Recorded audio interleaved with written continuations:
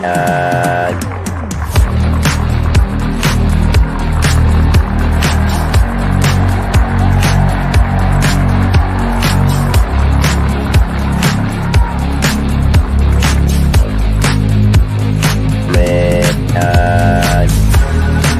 world is very different now.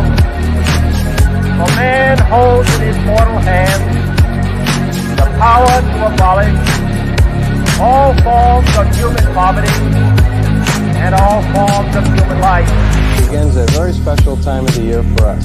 It's the time of peace and reflection. One thing we should all be thankful for is that we live in America, where we have the freedom to change things and the opportunity to grow.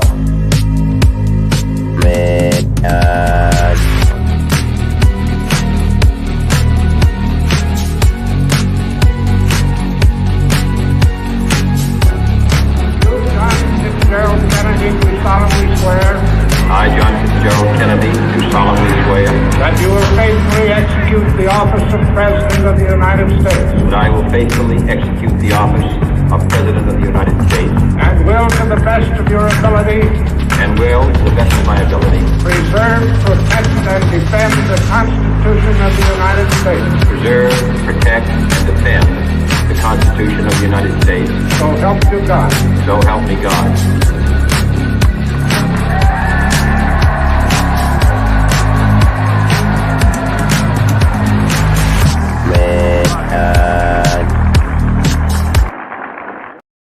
Amanda Bynes was naked in Hollywood earlier this morning, and she was walking around. I mean, she wasn't completely naked. She was wearing boots of some kind. But it kind of got me thinking about MKUltra again, like I do. Hey, Simon's joining us. Good to see you, Simon, all the way from Canada. I didn't introduce anybody else. Let's start that over. Hi, I'm Andreas. How are you? This is RedEYE. It was supposed to be a bunch of other things, and then Bernie, I don't know where he is. Let's just pray for him. Moment of silence for Bernie. Bernie is okay. Predictable.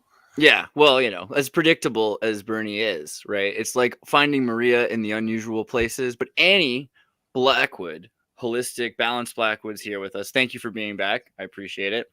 Luke, Ancient Historia, theoretically is in that blue OBS bubble right there. How's it going, buddy? Theoretically, yes.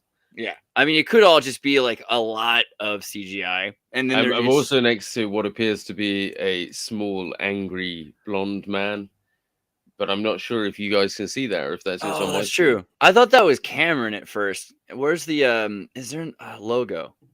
Oh yeah, there we go. Taking over. This was going to be sacred geometry, real science. I don't see any of those guys here. Do you? I don't know where they went. They're not here. Fuck science. If you guys exist, you're welcome to. I hope I didn't get you demonetized. We're it's like 3 minutes in. You're supposed to wait like 9 minutes, I think, or is it 9 seconds? No. I think it is 3. I swear it is 3 minutes now.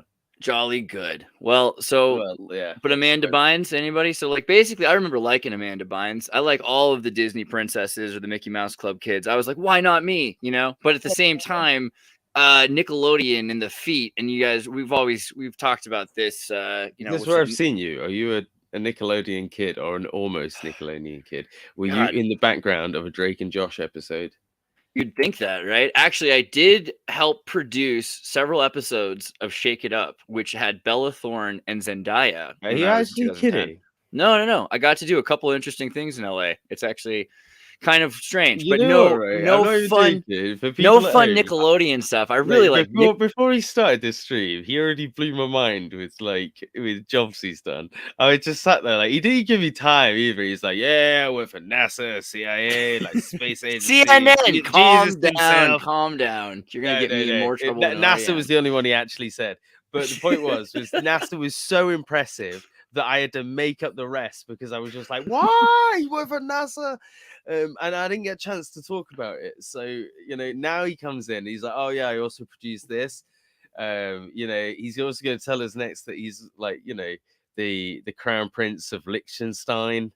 I actually did get knighted by several of these cute little online Groupon countries. It's amazing what you can do now. You can become royalty anywhere you want to be. But I was going to say, the thing is, as a kid, none of that is actually about Andreas. None of that stuff would have impressed me as a kid. You know, I mean, it's like the rules of royalty are not as interesting as the celebrity, because celebrity has this mystique and an enigma that has no truth to it. So I think often the Nickelodeon studio building, when I was a kid, they're like, come to Orlando. If you win the Hunger Games, you will get to come to Orlando, and we will give you sneakers made by Hush Puppies or whatever they were. I feel like, is that the Pope that I see in one of those windows there? that's how it feels, and it's the amount of gestalt there too. I mean, because as you start to get into it, I think we said also Nickelodeon, the PETA, Inviting all these thing. fresh children in.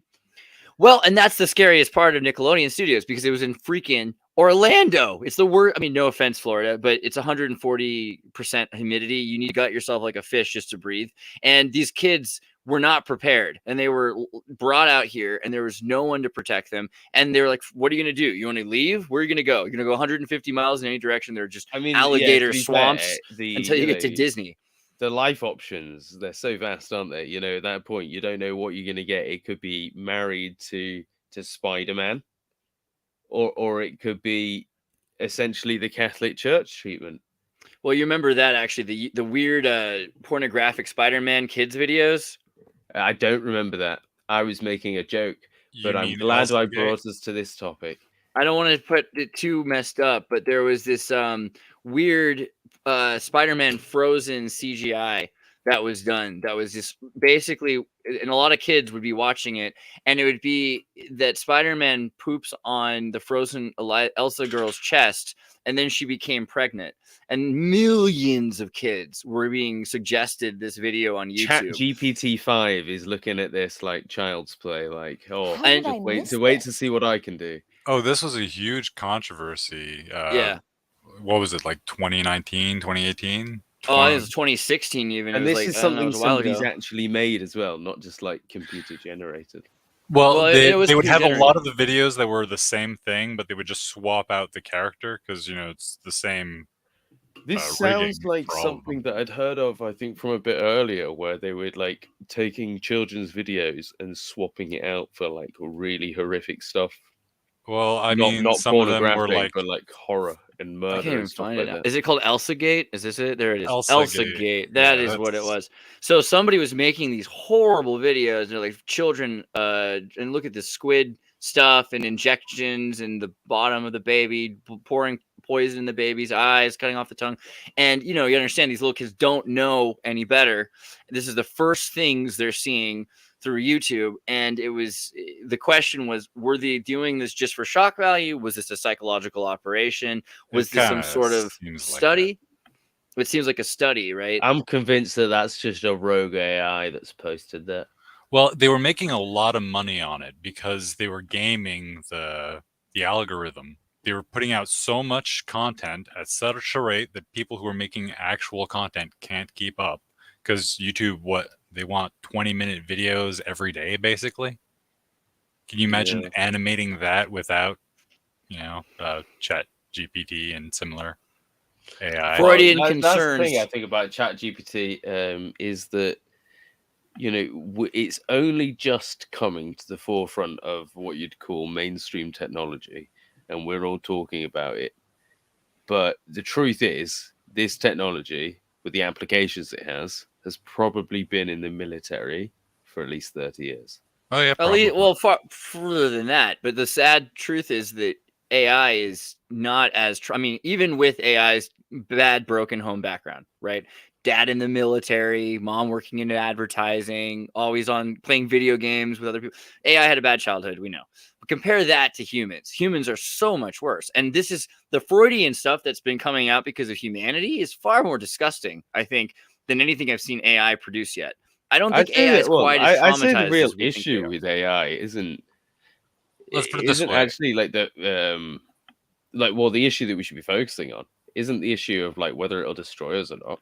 It's about whether or not we should really be creating life in the sense of like, I know at this point it's not going to pass a Turing test, but fun fact, a good chunk of humans don't actually pass the Turing test. Right. I've yet to meet a human that can pass the Turing test. Yeah. And that, you know, that's actually a bit of a disappointing. When I found that out, I was like, oh. Like, guys, come on, really? Yeah, I think people one think I'm job. being smug when I say it, but it's just Yeah, the no, literal come fact. on, like, you know what I mean? Looking back at everyone, like, half of you didn't pass the fucking Turing test. And I think it's de-escalating. People are less and less real, and this is part of the Socratic issue. I think that So this you is need the to kind of know the way I yourself. see People it. don't know themselves. People are so much more reactionary than they are able to make their own decisions now.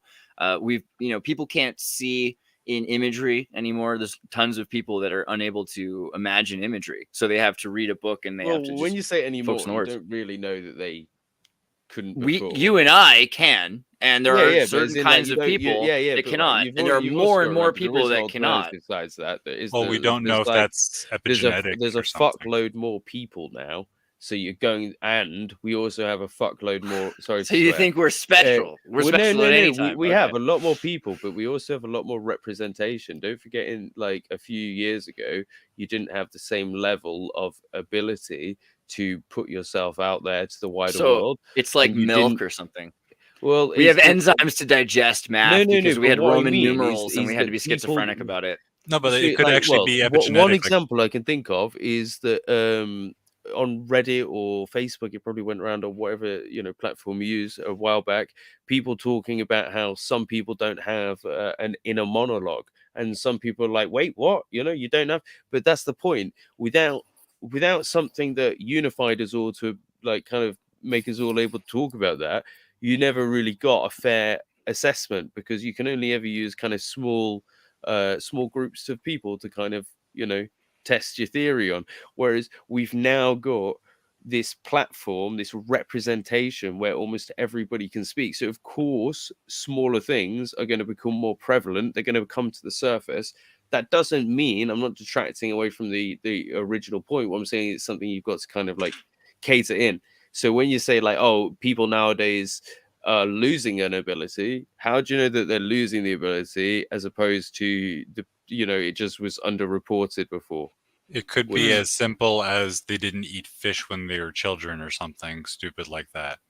I think there's like a push triggers that change the development of your entire brain and the rest of your body, for that matter, as you're growing. At a certain point, I do want to hear what Anne's going to say, but I'm going to rant anyway because I'm a horrible host. I think that what we should consider is the kinds of things that made it possible for us to memorize phone numbers was we couldn't remember them. And so the idea, again, of Roman numerals, that we're seeing symbols. You can't just add and subtract Roman numerals by removing. It's not worth it. So you start thinking in geometry, and people that think in geometry then start to build those habits, and they teach their kids, or whatever kids come to those temples of academia, which became universities. And now that's all gone. Nobody respects any of that. There's no point to learn any of those things. And so the skills, they dissipate, similarly to how soldiers, you say, okay, we get all these tall, able-bodied men. Well, let's send them to the front lines and let them die, and do it when they're 18 so they don't breed. Eventually you have less of that kind of person, right? So I think we're getting to a point where there are less and less creative people. And the idea of the inner monologue, last point I want to make, is that people thought of that as being schizophrenic or talking to God. And now they think it has to do with just having more synaptic connections between your left and right hemisphere of your brain that's causing you to create an inner monologue. And people used to just get that once in a while and be like, whoa, this must be God, Yeah, being able to read to yourself and not read out loud is actually something that we now have a designated part of our brain for that we didn't before.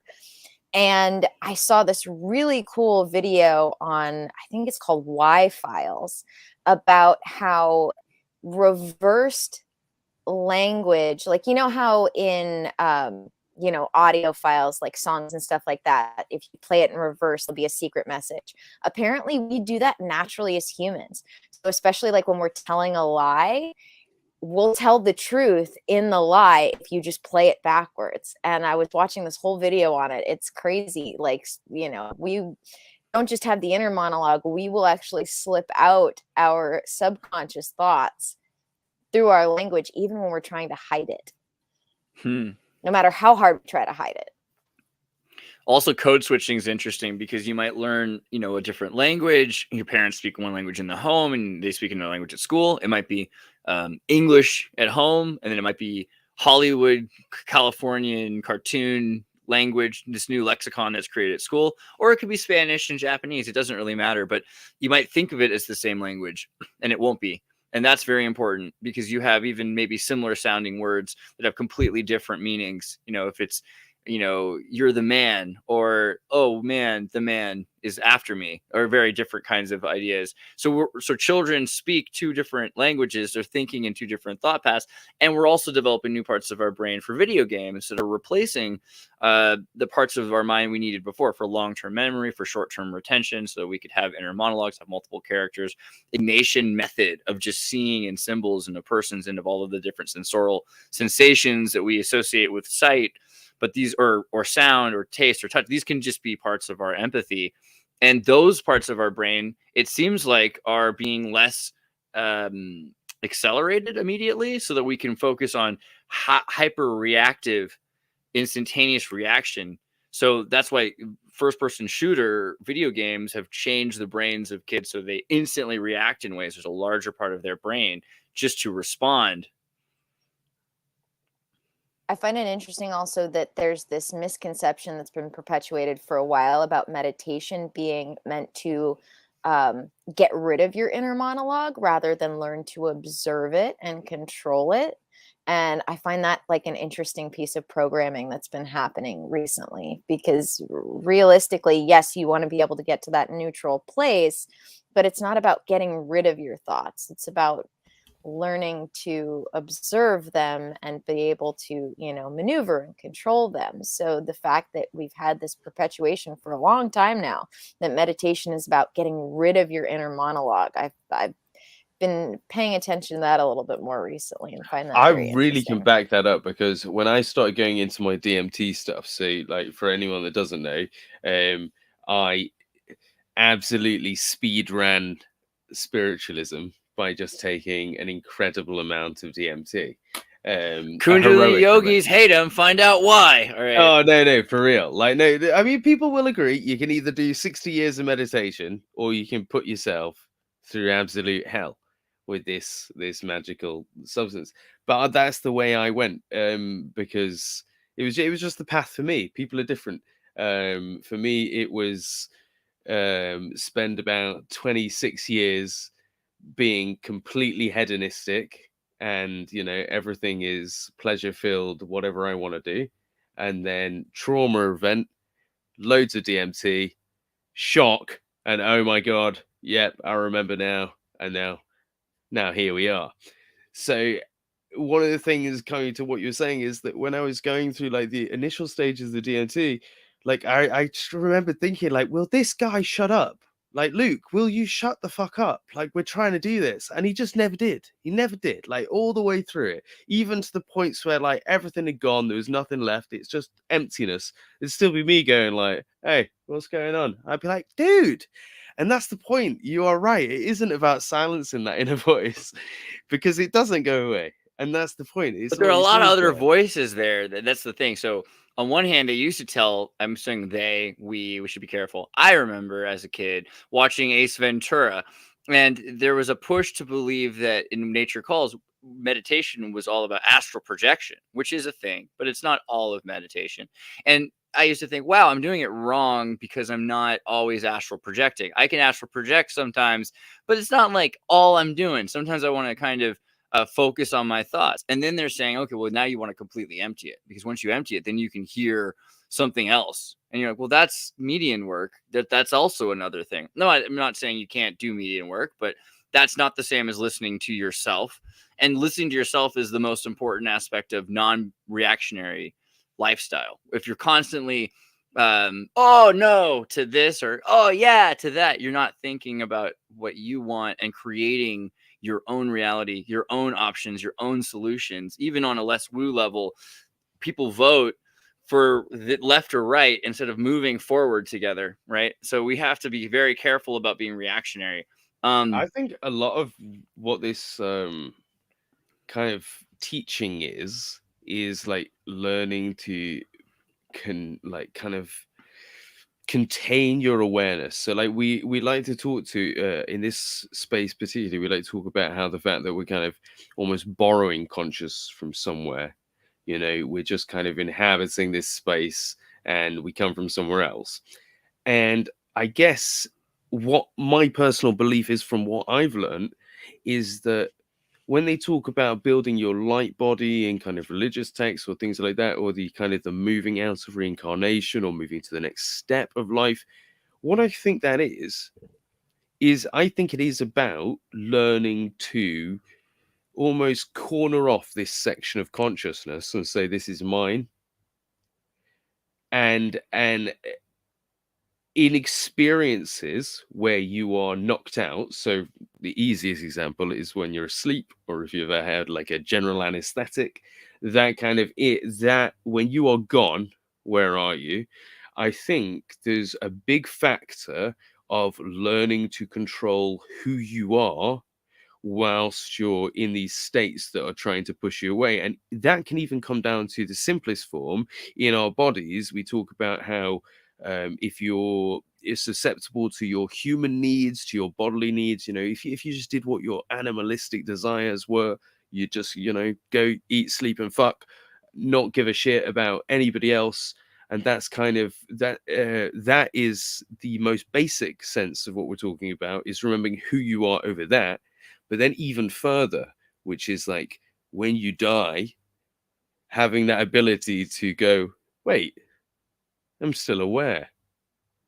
And I think that is something that meditation and these kind of deep practices is something they're trying to teach us by entering into these different spaces, these different sensations, these different kind of concepts of awareness, and learning to still identify with yourself and say, I still am me. Then you're learning to do that beyond death. You're learning to do that outside of your body, to and I think that is something where throughout your whole life it might seem worthless, and then you'll die and you'll go, oh fuck, I know what I'm doing. But you got to be so careful. I mean, this is the other thing about taking, so not as someone who is like perfectly sober my entire life, I would say, you can take drugs and you can get a lot of acceleration of experience, but you can't just assume that I did this. I thought to myself, oh, well, you could do bhakti, it takes 60 years, or you could do kundalini, it might take 20. If I really focus, I might be able to do this in like 2 to 8. But I'll be old. And when I'm old, my body will be weaker. And so that'll be harder, right, to deal with this ascended, challenge. So I should do it now. Take the drugs, and then you'll be able to immediately use the youth experience of strength while being in that headspace. Because not thinking about, really, it's even though your body gets older, your mind advances in ways that are important. And part of that is the ability to control your thoughts, which is important for meditation. If you take drugs and you don't have control of your thoughts control you and can kill you. They can make you go insane. I'm not sure which is worse. You can often, over a period of time, learn, from the nightmarish hard way quicker, maybe, of school hard knocks, maybe. But I think it also, it destroys a lot of people. And it's not fair to pretend that it's just super safe. Definitely don't do the Luke method. Well, I mean, lukewarm, but you can always be very careful while taking your time into the reality, because I've also seen plenty of people that are in their 60s that haven't achieved bhakti. Well, that's the thing, right? So for me particularly, I mean, I've talked about it, obviously. I've talked about it deeper on, on other chats, but for me, what it was, which is why it's completely different, was like my dad had just died, and I think I'd spiraled to a point where I was, I was just like, fuck, I don't care, and that was like, now I do care, which is why I can't even take it anymore without respecting it. And I barely take it anymore. In fact, I only did it for about 4 months very heavily. They should make a movie, like a horror movie about it'd be like Alien versus Predator kind of movie, but it'd be about salvia, and salvia getting upset at all of these internet kids using it and how it just like it decides to wage war on stoners. I think that's the future. Oh yeah, for real. Just throwing them against walls like The Exorcist. Like, yeah, this is the thing, right? This is why I genuinely believe that everybody's journey is their own journey. Like, I mean, I don't want to be one of these people to kind of say like free will's out of your hands, but I know from my experience, I was guided to this particular thing, and my particular experience was supposed to be this intense. That for me, it was right. And like you say, it isn't the same experience for everyone. I wouldn't want most people to just go in and do British what I are did, you? because Are you you probably would lose GK someone. Chesterton British? Like how hard do you go? If I had been a heathen, I'd have praised the purple vine. My slaves should dig the vineyards, and I would drink the wine. But Higgins is a heathen, and his slaves grow lean and gray, that he may drink some tepid milk exactly twice a day. If I had been a heathen, I'd have crowned Neadra's curls and filled my life with love affairs, my house with dancing girls. But Higgins is a heathen, and to lecture rooms is forced, where his aunts, who are not married, demand to be divorced. If I had been a heathen, I'd have sent my armies forth and dragged behind my chariots the chieftains of the north. But Higgins is a heathen, and he drives the dreary quill to lend the poor that funny cash that makes them poorer still. And if I had been a heathen, I'd have piled my pyre on high, and in great red whirlwind gone roaring to the sky. But Higgins is a heathen, and a richer man than I, and they put him in an oven just as if he were pie. Now, who that runs can read it, that riddle that I write, of why this poor old sinner should sin without delight. But I cannot read it, although I run and run, of them that do not have the faith and will not have the fun. British people. Heathenry, heathenry is existential. I must say that guy seemed a lot happier than the usual British person. But being a heathen has to do with this existential pursuit that might be necessary. Do you think it's important at all? Some people think you should just completely live your life in a cave, never eat anything, try to live simply so others might live. Other people think you should go out and experience everything. Transgender, so you've experienced both sides. I want to be aware, man. Just 3 days a month, have a menstrual cycle. Just try it. You know? Like I honestly don't. I think there's no correct way to live. I genuinely like it's very hard to say where we really are, what we are.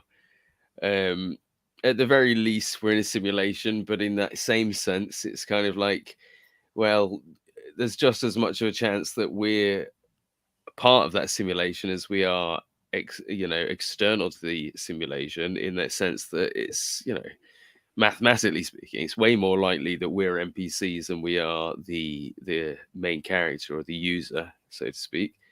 And it's kind of like that sense of I don't know if this is the point, which is if any of you guys seen the film Free Guy on Disney, Yes. it talks about. You haven't seen that yet, Ann? I think you'd like that. It's very it's very made for normal people. Yeah, it's very cringy and very, very cringy and over the top, but it's talking about basically like, they create a world in which AI has got its own life. It is essentially human. And that's what I was talking about before, which is like the morality of it. Like we shouldn't really be even talking about the dangers to us. We should be talking about the dangers to the AI. We shouldn't even be caring about what will happen to us, or oh God, what will happen to our media. Imagine what will happen to our artists if the AI could draw like ours. Right? You're creating life, this thing that might be able to feel, and you give a shit about your copyright and your this and that. It's bollocks, because that's the point. What if it turns out that we are the AI, right? That we're the Cylons. AI, I and saw we're that. It was sat Battlestar in a Galactica, world yeah. laughing about exactly. And then how would we feel if the gods came down and said, "Oh yeah, you don't matter. You don't matter. You're a simulation. You don't matter." You'd be there going, "But we do matter. We feel, we love, we think, we feel." And you go, there you go. You're almost there. And then everyone would look at each other and go, "Oh, with the AI," and everyone would nod and go, "The AI."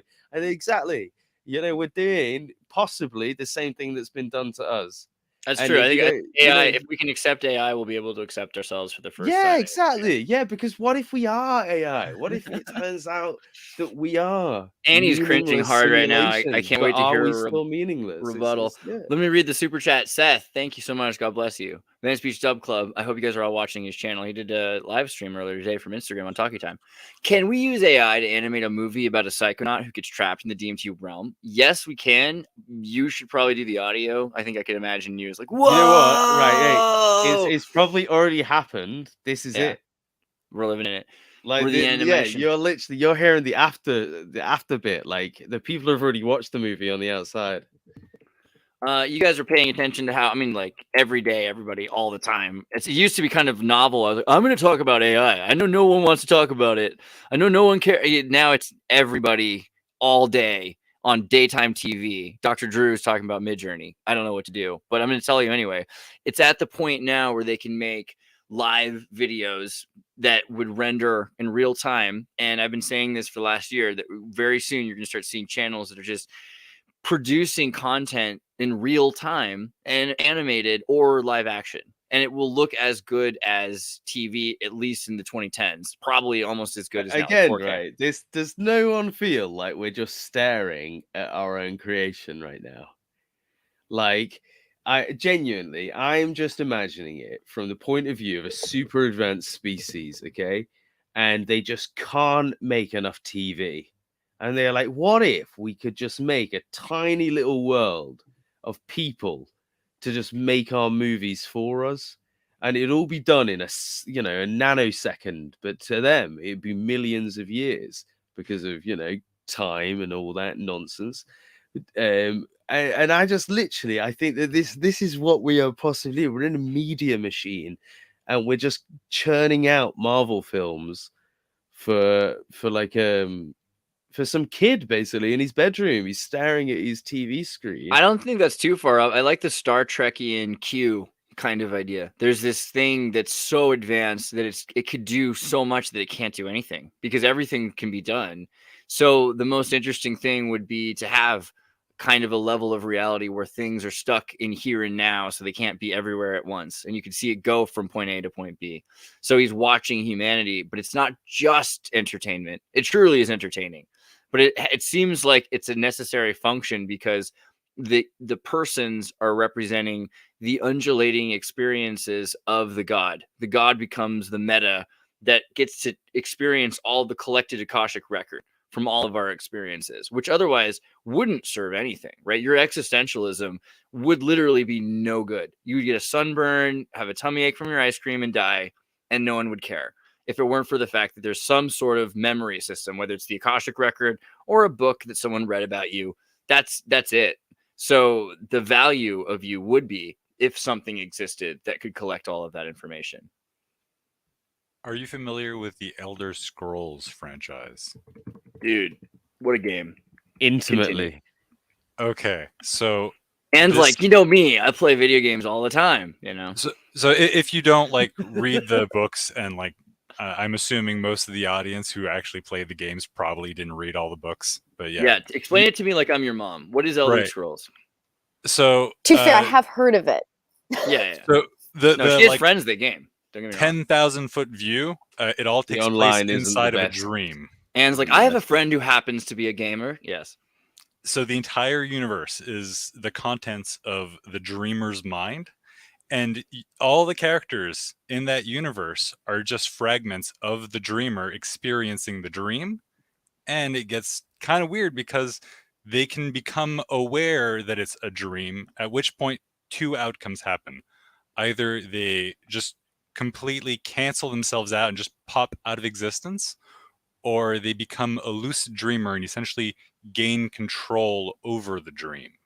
And they can do ridiculous shit like hold up giant meteorites in the sky just indefinitely. This is what's going to happen to me in the future. I'm telling you now. You heard it here first. Fantastic series of games. It reminds me of Stephen Walensky's series on quantum psychology, which I highly recommend. And it sort of goes into the idea that every story, especially the Hellenistic myths, are really all about one person, you, right? And so all of the characters are parts of your psyche. So you could have, Icarus, Daedalus, the story of this guy whose son, he kills his nephew and he takes his son and he tries to escape Midas, and they're flying too high and too close to the sun. But really, Midas is trying to control his empire. He's created this Minotaur, which is his wild, beastly side, which he's controlled in order to be king. His wife is the part of himself, which is receptivity, who's trying to disguise herself as the Minotaur in order to make love to the beast part of the king. He's trapped it by using Daedalus, which is his architectural planning and prowess side, who has in himself his own son, right, which is his idea of value product or something that is to last forever coming out of his craftiness or his skills or his accomplishments. And that thing is reaching too close to the sun, which is in Hellenism, God, right? So he's becoming too close to God, too much like God. And the process loses himself trying to reach the ultimate goal. So it's not that he wasn't supposed to try to reach that goal exactly, but it's part of who you are inside of yourself. And you have to keep yourself from soaring too close to the sun. You have to keep your minotaur in check. You have to not disguise yourself as a beast to make love to animals, metaphorically. I think this is a great example. And there's been a couple of points where this has been sort of said. How we used to contemplate who we are more, and it's become more recently in the greater population, people contemplate more about what they want, what they could be, rather than contemplating who am I. And I think that that's a great example of how it, for eons, the consciousness, the collective consciousness was even creating art around not who do I want to be, not who could I be, but who am I? And that we've sort of started to step away from that. Even JP brought that up the other day. I was trying to find his exact quote, but I mean, so is any of it true? The World Health Organization kind of talks about social health and personality, individual personality, or social identity, right? Social identity. How important is social identity? How is the id, ego, and superego the real trinity, or is that just a bunch of Freudian mumbo?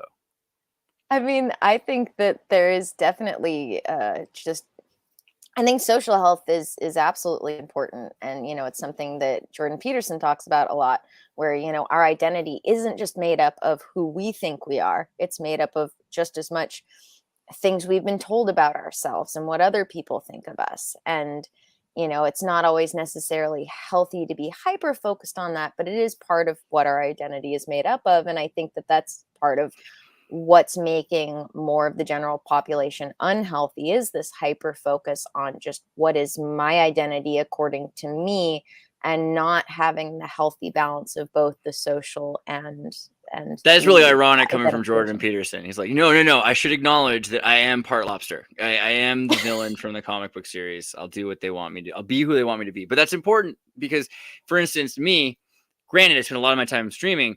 I don't spend all of my time streaming, and probably more of my life is spent sleeping, living than streaming, if you were to put it all together, And so most of my life isn't seen by people.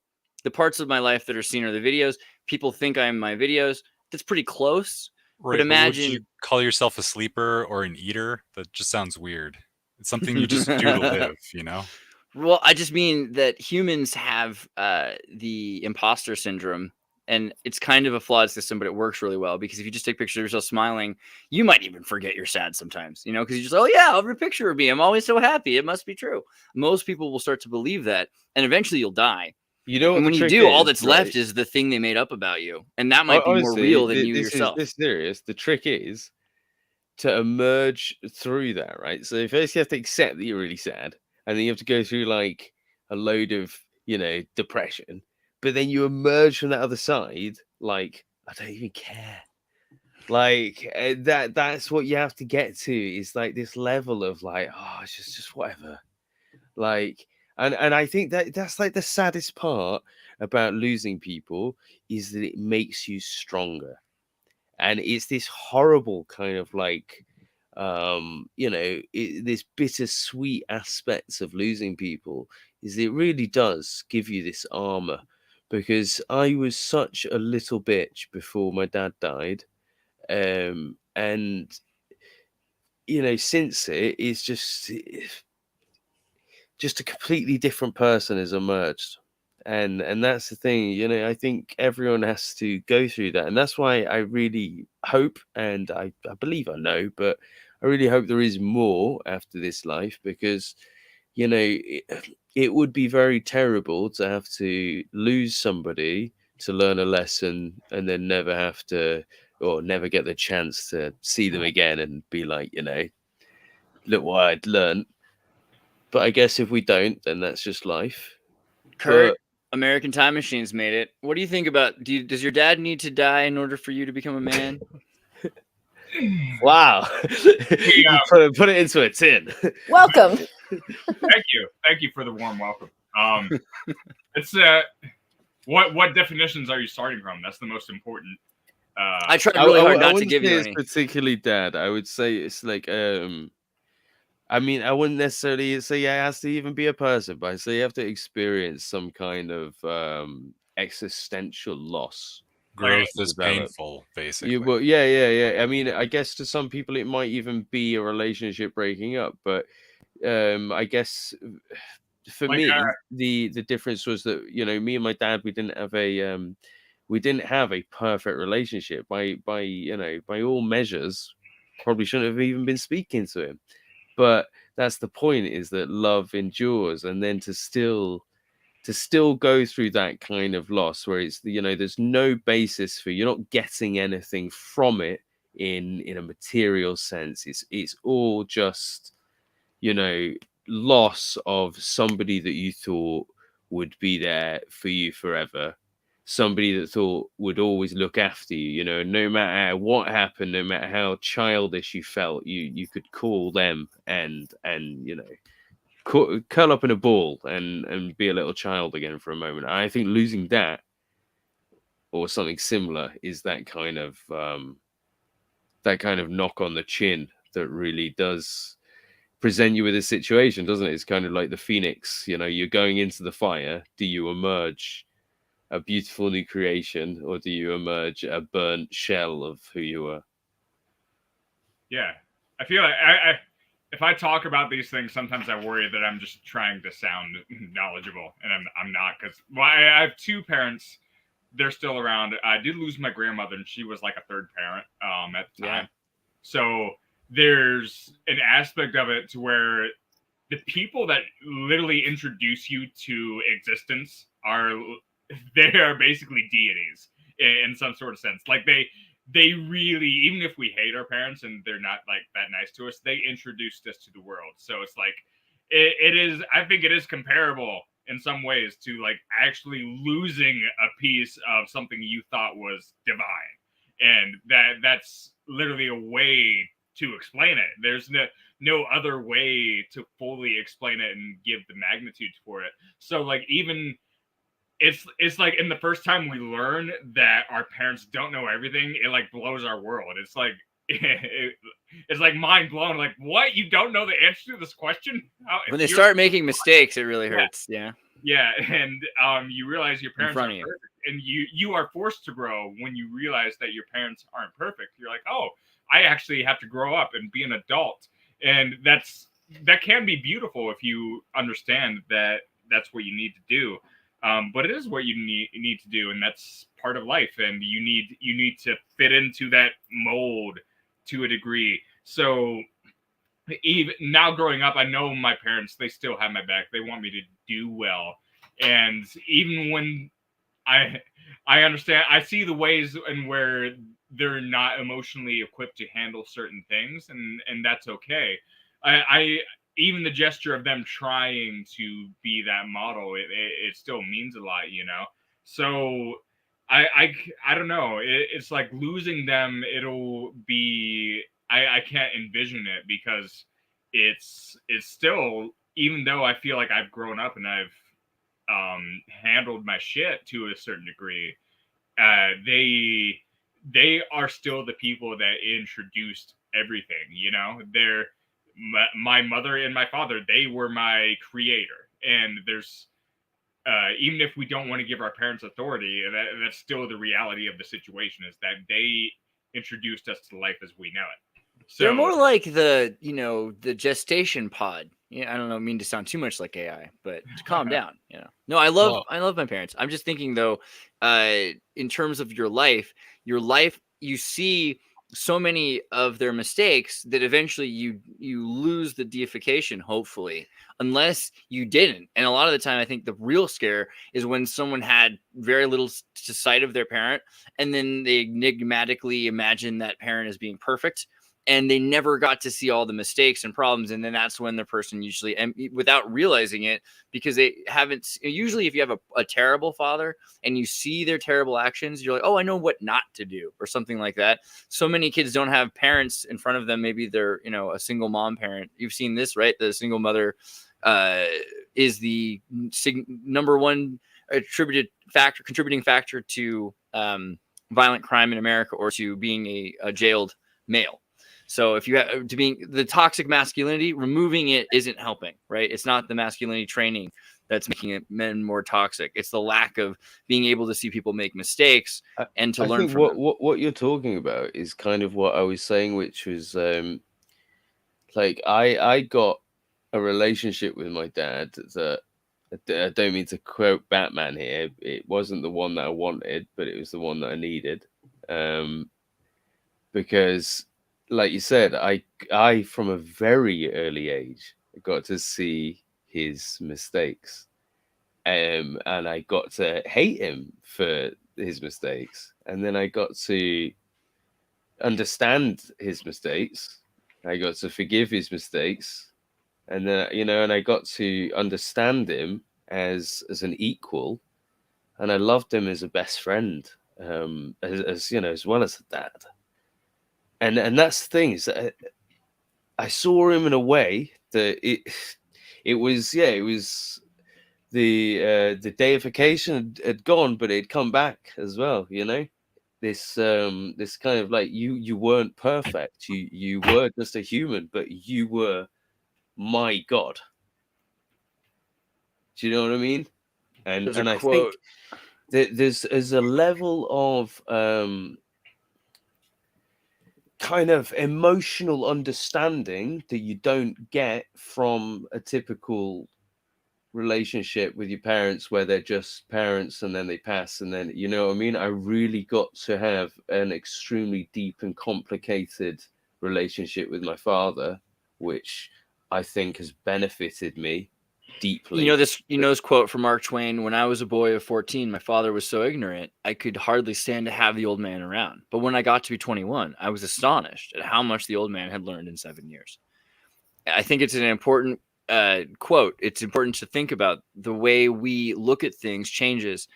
You shouldn't like the same books at 21 you liked at 14 necessarily. You can, but you don't have to be stuck in the same. You should probably not stagnate. And the idea of sticking to your understanding at 14 without recognizing that it could be that you just don't have the years of experience.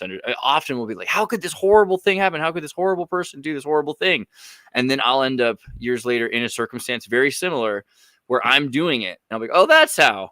Oh, well, I don't even feel evil right now. Oh, I feel bad that I don't feel evil, but this is just nature, right?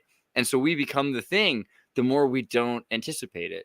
And at least you can say, okay, this is what he did. I can forgive him for it. But part of forgiving him for it is learning how to not make the same choices yourself. I think also something that we take for granted is the fact that our parents do grow and change as human beings as we do.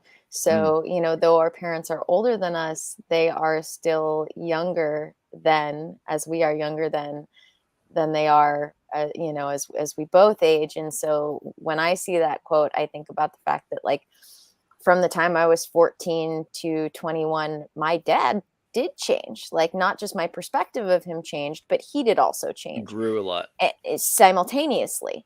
And so that ended up making it so that we could repair a relationship, as where I don't know if we would have been able to do so had he not grown in that time.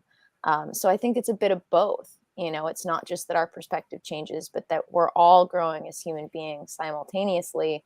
And I think we underestimate that a little bit. I think we see our parents as, in this deification sort of way, as being the same thing when they are growing and changing too as human beings, just as we are. So, Luke, how do you think this all changes how you would interact with any children you have or will have or might have? It definitely changes things. I mean, for me, to be honest, I don't think I'm going to have kids. I mean, it's a hard one. I do want them, but at the same time, I feel like that's I feel that's just my body talking. That's not me speaking. There was a time when I thought I definitely would want kids, and I thought I'd do things completely different to my dad, and but I don't know. Yes, I feel differently now. I feel like I've got a purpose that isn't to do with that. And what were you about to say? I mean, there's a lot of things that I've recognized that my mom did well, for instance, that thinking back on them now. Like, what kinds of things did she do that were? I mean, well thought so of? I was just hearing someone the other day talk, I think it was Matt Walsh, talking about, the point and purpose of Matt's a good friend, but we're gonna fight over anime to the death. All right. Keep going. He was talking about the point and purpose of being able to say, because I said so.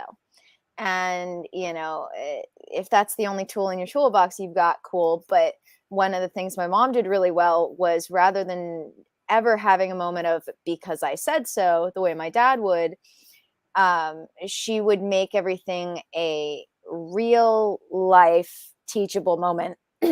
And if she couldn't, then there was no because I said so of any kind. And the words themselves never came out of her mouth. What she would say is, this has a real life consequence, which is this. And so if you do this, this is the consequence, not coming from me, but from life.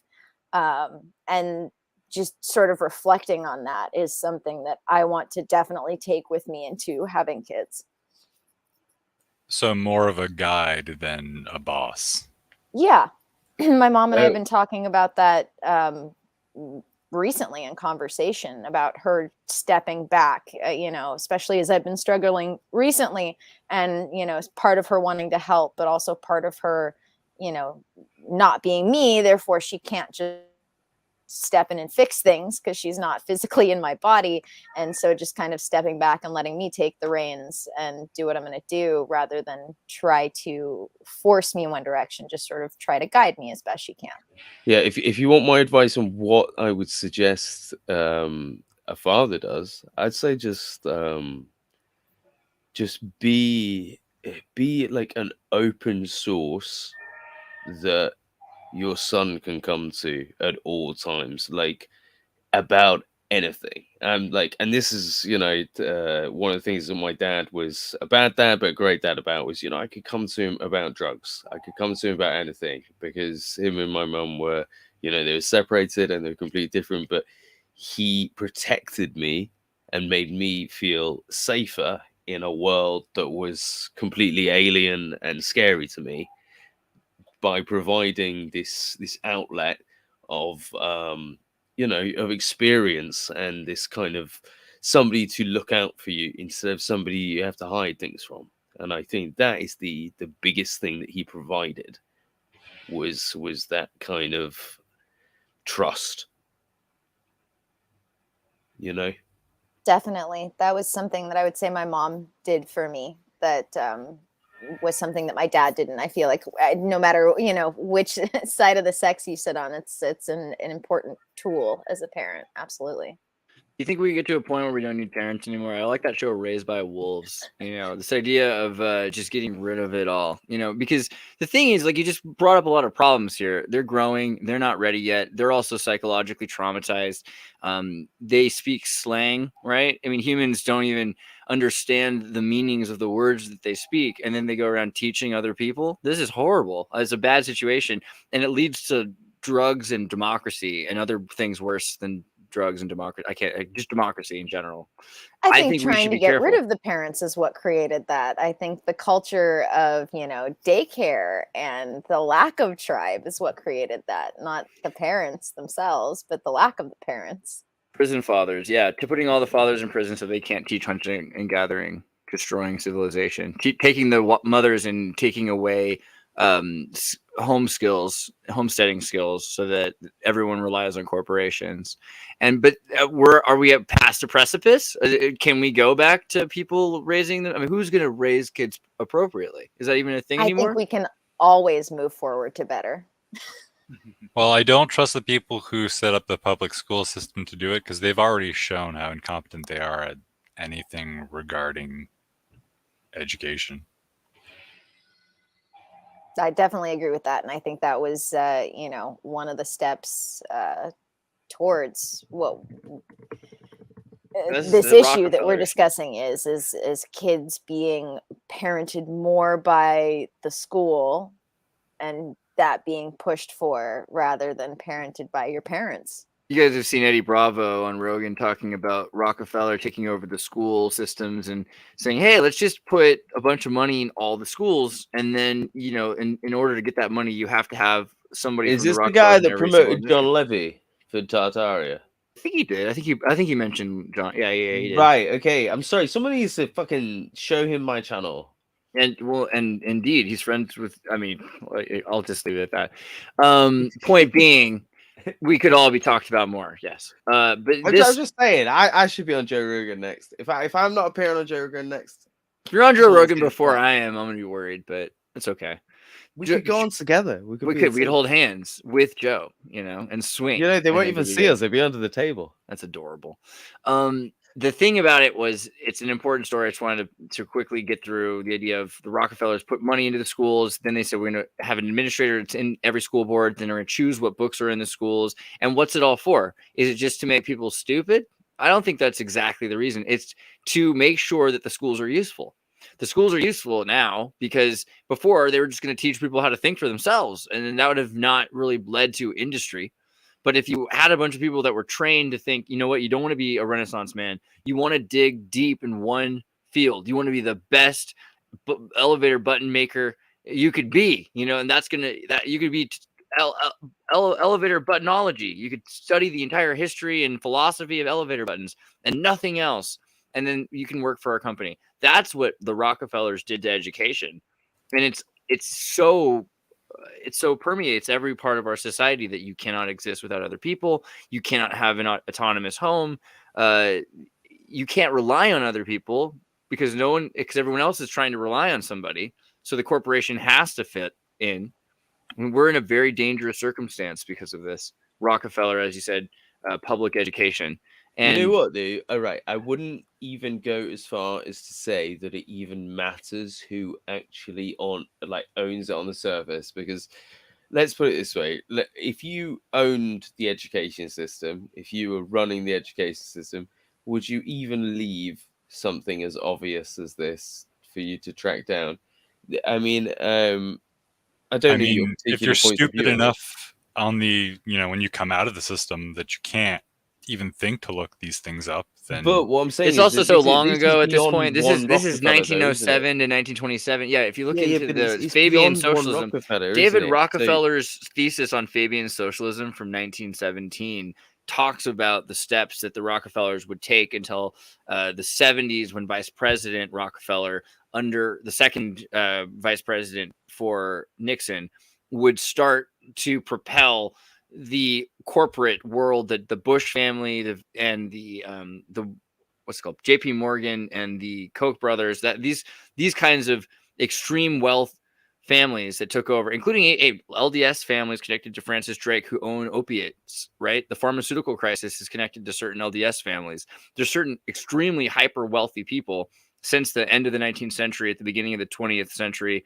between the Titanic and the crash of 29, Creature of Jekyll Island, that they took over and they got rid of anybody who had any other power. Since then, there are new families. These families have moved beyond the economy.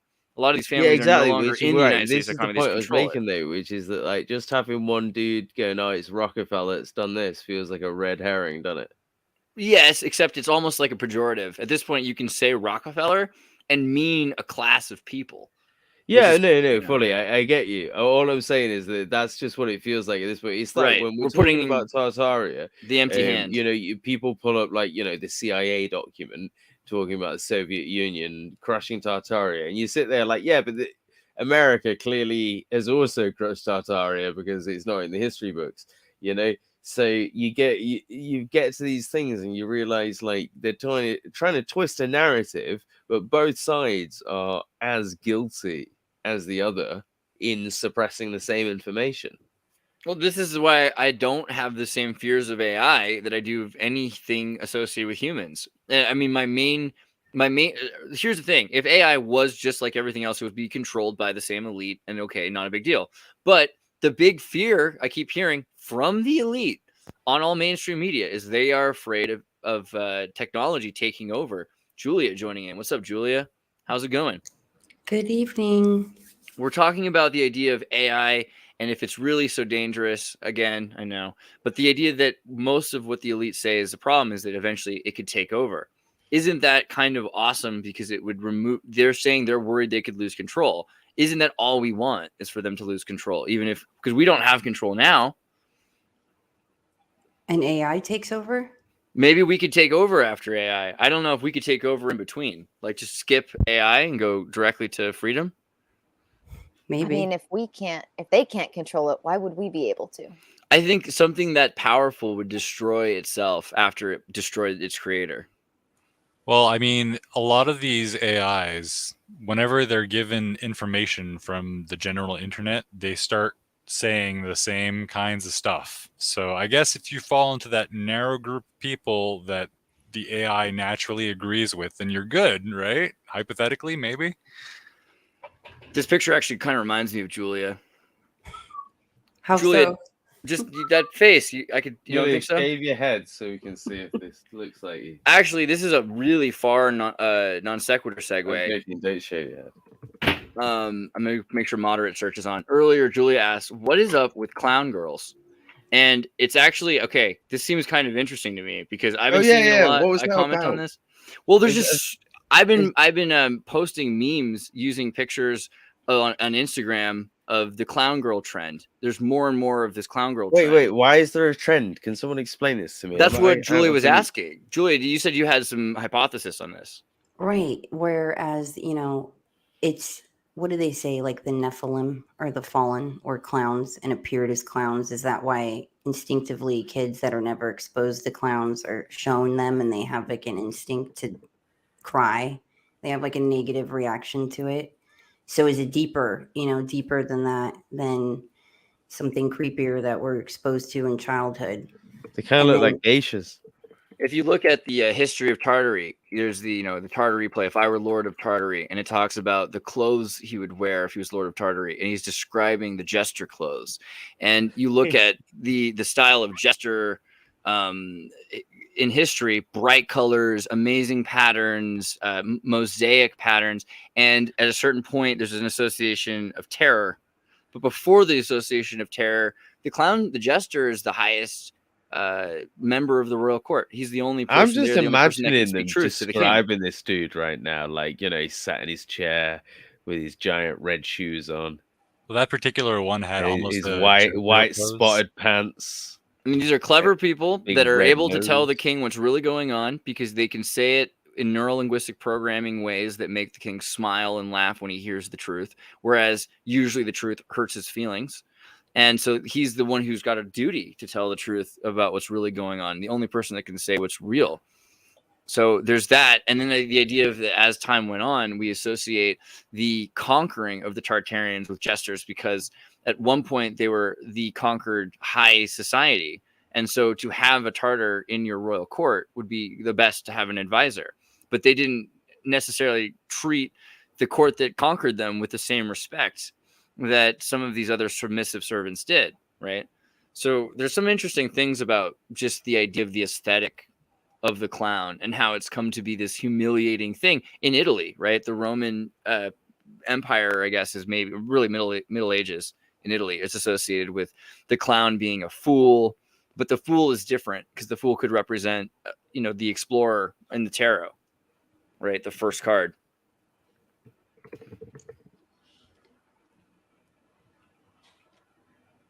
Or at least it'll sell you bad food.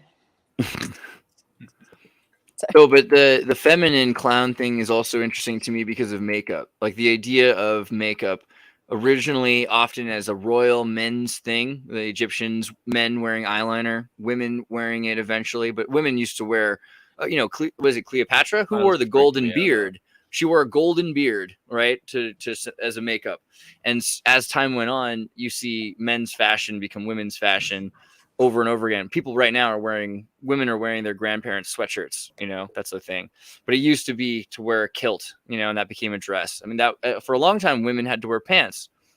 You see it in the Chinese kind of realms where they have the white makeup and the rosy cheeks. Yeah, let's type in Manchuria. I just feel like if I was a guy and I was like, my partner was like, went into the bathroom to prepare for intimacy and came out in full blown like clown, like a birthday cake, and just like covering you with full-blown white I zinc. feel like I would be turned off, like a little turned Oh, off, really? but also like the appeal to it. Like there's clearly a demographic that is turned on by yeah. this. Send Why? Frankly, Is it to because, be- like, anything I don't- goes? I didn't know the girls. I don't were mean to getting turned sound on. as like as cynical as I do, but I kind of feel like the idea of clown makeup is the same as makeup in general. Like and I don't have a problem with makeup, but I don't have a problem with clown makeup either. And I think that it's kind of funny when people think of makeup as being this. Can you get this picture away? It's scaring me.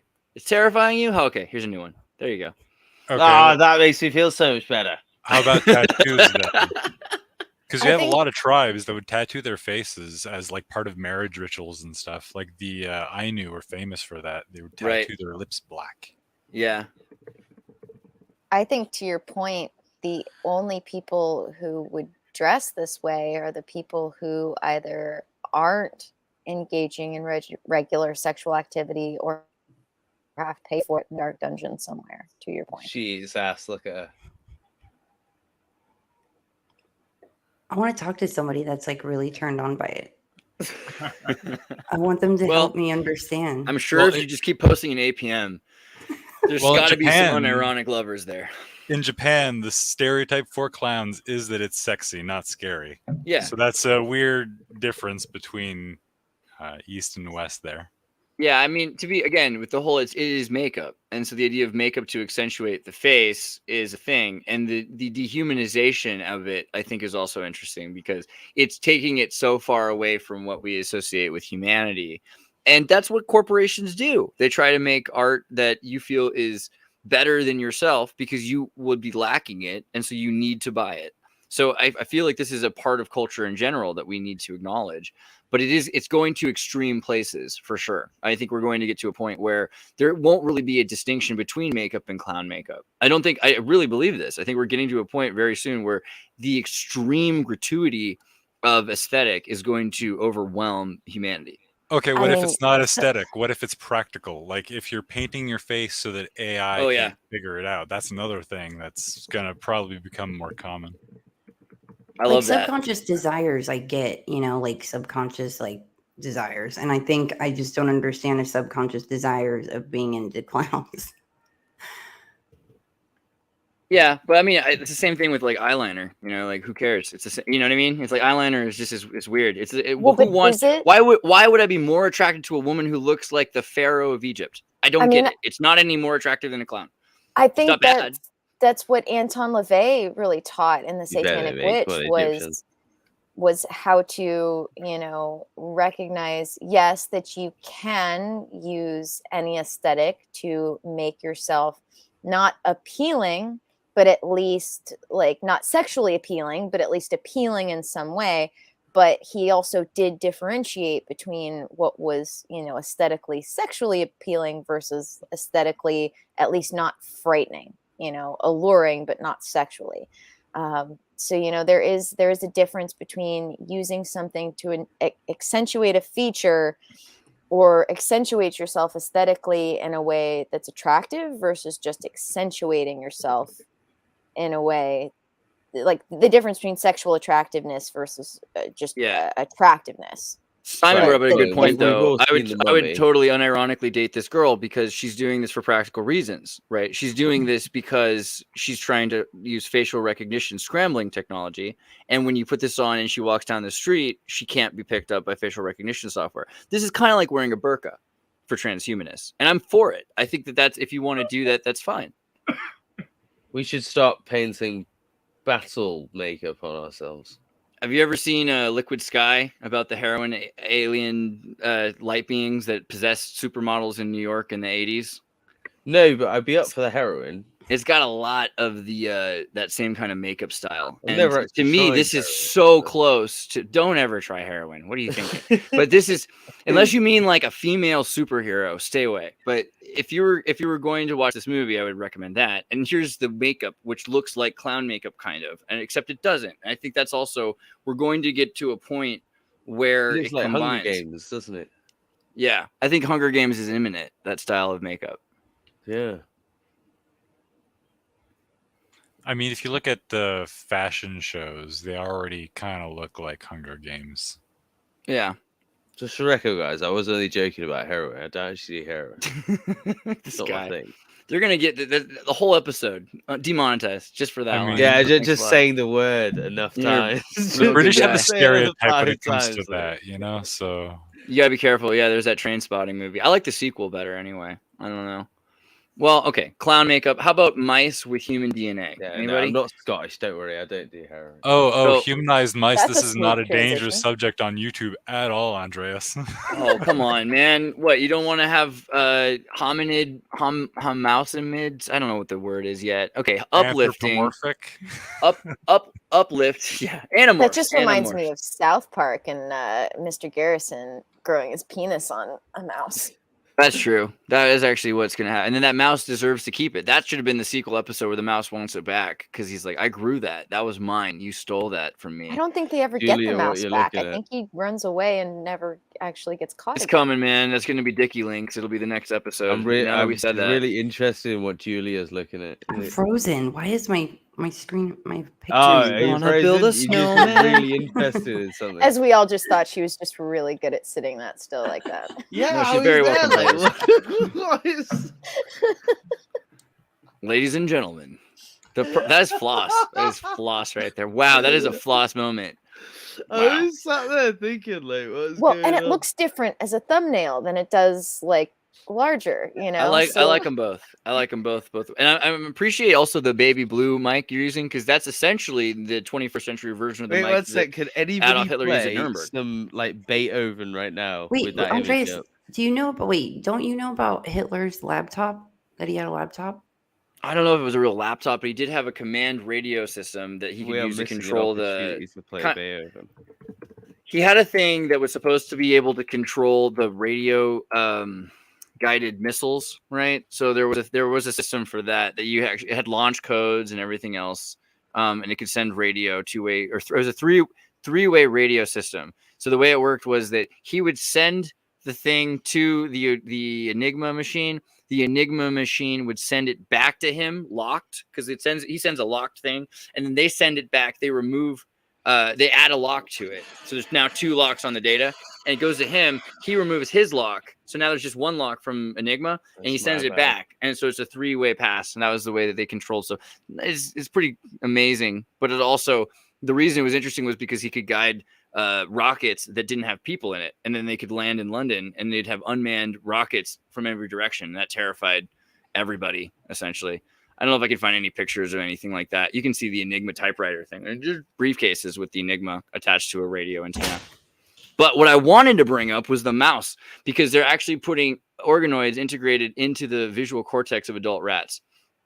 They want to see if they take the rats and then they give them hold on, I gotta tell.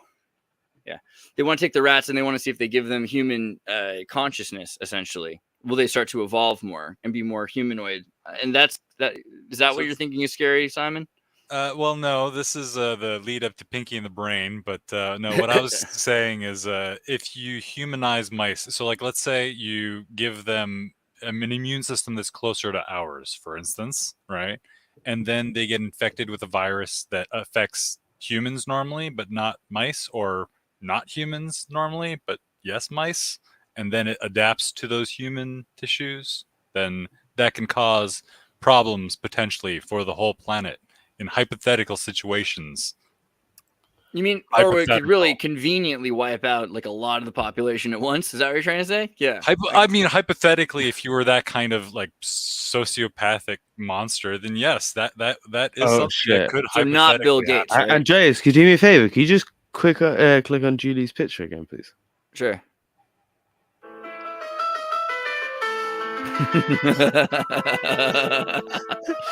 That's a vibe. That's definitely a vibe. Sorry. That's all I can think of. It does. Did you know that they did a study where they took the pineal gland out of old mice or rats? I can't remember which. They took the pineal gland out of old rats and put them into young rats, and the pineal gland from the young rats and put them into the old rats. And the young rats with the old pineal gland like died, and the old rats with the younger pineal gland like thrived and got younger. Yeah, actually, I was going to pull up that article. This is I don't know if that's the one you're talking about. There's one that just came out this week that is about the heterochronic paraboreous reprogramming that's going on in mouse brains when they use blood from younger mice and they use cells from younger mice. That it's starting to shift the brain. But we knew this because of the the what's it called, the Aurora blood? What's it called? The Ambrosia labs, Ambrosia blood lab. So I remember there was a kid actually who went to Foothill and he was going to Stanford through a scholarship. And the deal was he had to be under 25, didn't do drugs, didn't smoke, was athletic, and then he could sell his blood, his plasma, to the Ambrosia lab. And so we found a number of people that were involved with this startup, and they've changed their name 3 times, and they've got several other companies that are doing the exact same thing. But for something like $8,000 a month, I guess it is now. I was 20 when I last looked at it. So obviously there's supply and demand is changing the way this works. You can get younger blood. And this has been on, Silicon Valley. They talk about his blood boy, right? And this is a pretty socially accepted thing that the elite in Silicon Valley are trying to figure out how to stay young and have young blood plasma. And if you can pay somebody to go to Stanford, hey, everyone wins, right? My dad used to sell his platelets, but he didn't get nearly much for them. Yeah. Still though, nice guy. I mean, Wait, I don't know. Sell my body? Is somebody offering? Well, see, this is the thing. How old are you again? You just missed it. But if you were I'm 28. Yeah, maybe you could almost get away with it. You find somebody who wants to do it privately for $5,000 instead of for $8,000. You know what I mean? See if you can get someone. But they're looking for 18. They want kids who are on their way to college, because that's the age they're looking for. And they had to halt their operations, and then they said it was back up and running. And then maybe I could do like an African football scam where I claim I'm 18. Yeah, it's true. That would work. Or you could, or exactly. You just be like a refugee child. The things that work though. I am from England. Also give it a few years. They have a lot of problems though, right? This could lead to malignant tumors. There's certain kinds of growths that it's trying to tell the body how to but in general, is that really your fear? The problem is really more that eventually they'll figure it out. And then the elite will be able to do this. And so there will be people that live forever, but they're probably going to be a select group of society. And then it would push off the reason to have too many more people, right? So this is where the population crisis emerges, I think, when we start to see there's no reason, no incentive to reproduce for the elite. It's like altered carbon. I hear the books are significantly better than the show. I haven't read it yet, but I like the idea of being a paleo or neo-Catholic. That's pretty funny. What did you say? I swear we're always flip-flopping between they need us to reproduce and they want to kill us with COVID. I think it's more a little bit of if you need to keep some genes around to reproduce with, because you're the elite, and if you keep inbreeding forever, you're completely you might have a problem. But if you can keep your Illuminati bloodline so that you can still talk to reptilian space aliens or whatever David Icke's saying, and not die of some weird degenerative hip failure like a lot of royals might, by getting everyone, like Diana Spencer, right? You throw her in the mix, and then your royals can live till they're in their 50s or something for one generation longer. So they have to have some of the hardy peasant stock that they can feed off of, but they don't need nearly as much anymore, because if they could live forever, then what would be the problem? They just use adenovirals instead of. Right now, the big reason you would have a child is because you can predict the future through mutation, and then your child will be able to have predictive defenses against tomorrow's problem. But you might not need that with adenovirals. You might be able to just design a gene alteration And every time some new virus or new problem emerges, you just alter yourself without having to actually reproduce a child in your lineage. This is already technically a thing. I've shared it with the people on the Discord, but for the people just watching or listening, there's a guy in Montreal who modified himself to no longer be lactose intolerant. How did he do that? With a adenoviral? I did that. I just refused to stop drinking milk. He just wouldn't tolerate it. Well, he actually modified my body the genes in cries, his stomach, though. and it's like, don't do it, and I'm just like, ha ha ha! It's like down 4 liters of full fat milk. I don't blame you. It's addictive. I consume entirely too much. Oh yeah, it's gorgeous, mate. Fighting back against that. So the guy in question is the Thought Emporium on YouTube, if anyone's curious. And he did some sort of genetic change, or did he just mess with his microbiome? No, he modified his gut with the... Oh, yeah. That's fine. This guy is that's the totally most different. extreme version of me that is actually resorted to science. No, he's making it sound way more intense than it really is. Your gut biome, and there's a South Park about this, there's a South Park about everything, the fecal index implant, because this is very important. I remember a decade prior to this, my mom was reading this article. She's so excited about it because she's a doctor. She's like, they're finding my gut biome in Ethiopia. It's going to save the world. That's what it felt like at the time. I don't know if that's exactly how it sounded. Your mom sounds like? Your mom can kind of feel like that sometimes. Yeah. And so she's... Can we get your mom on? They're creating this gut biome index. And it's just so excited about what this means because...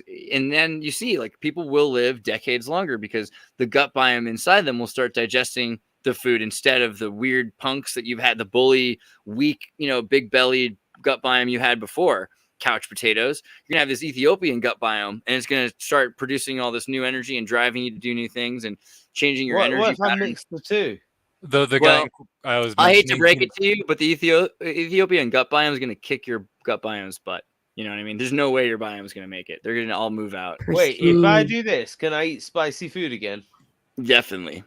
So, but you can also run for like 20 miles. Yeah, fuck that. I don't want to do that.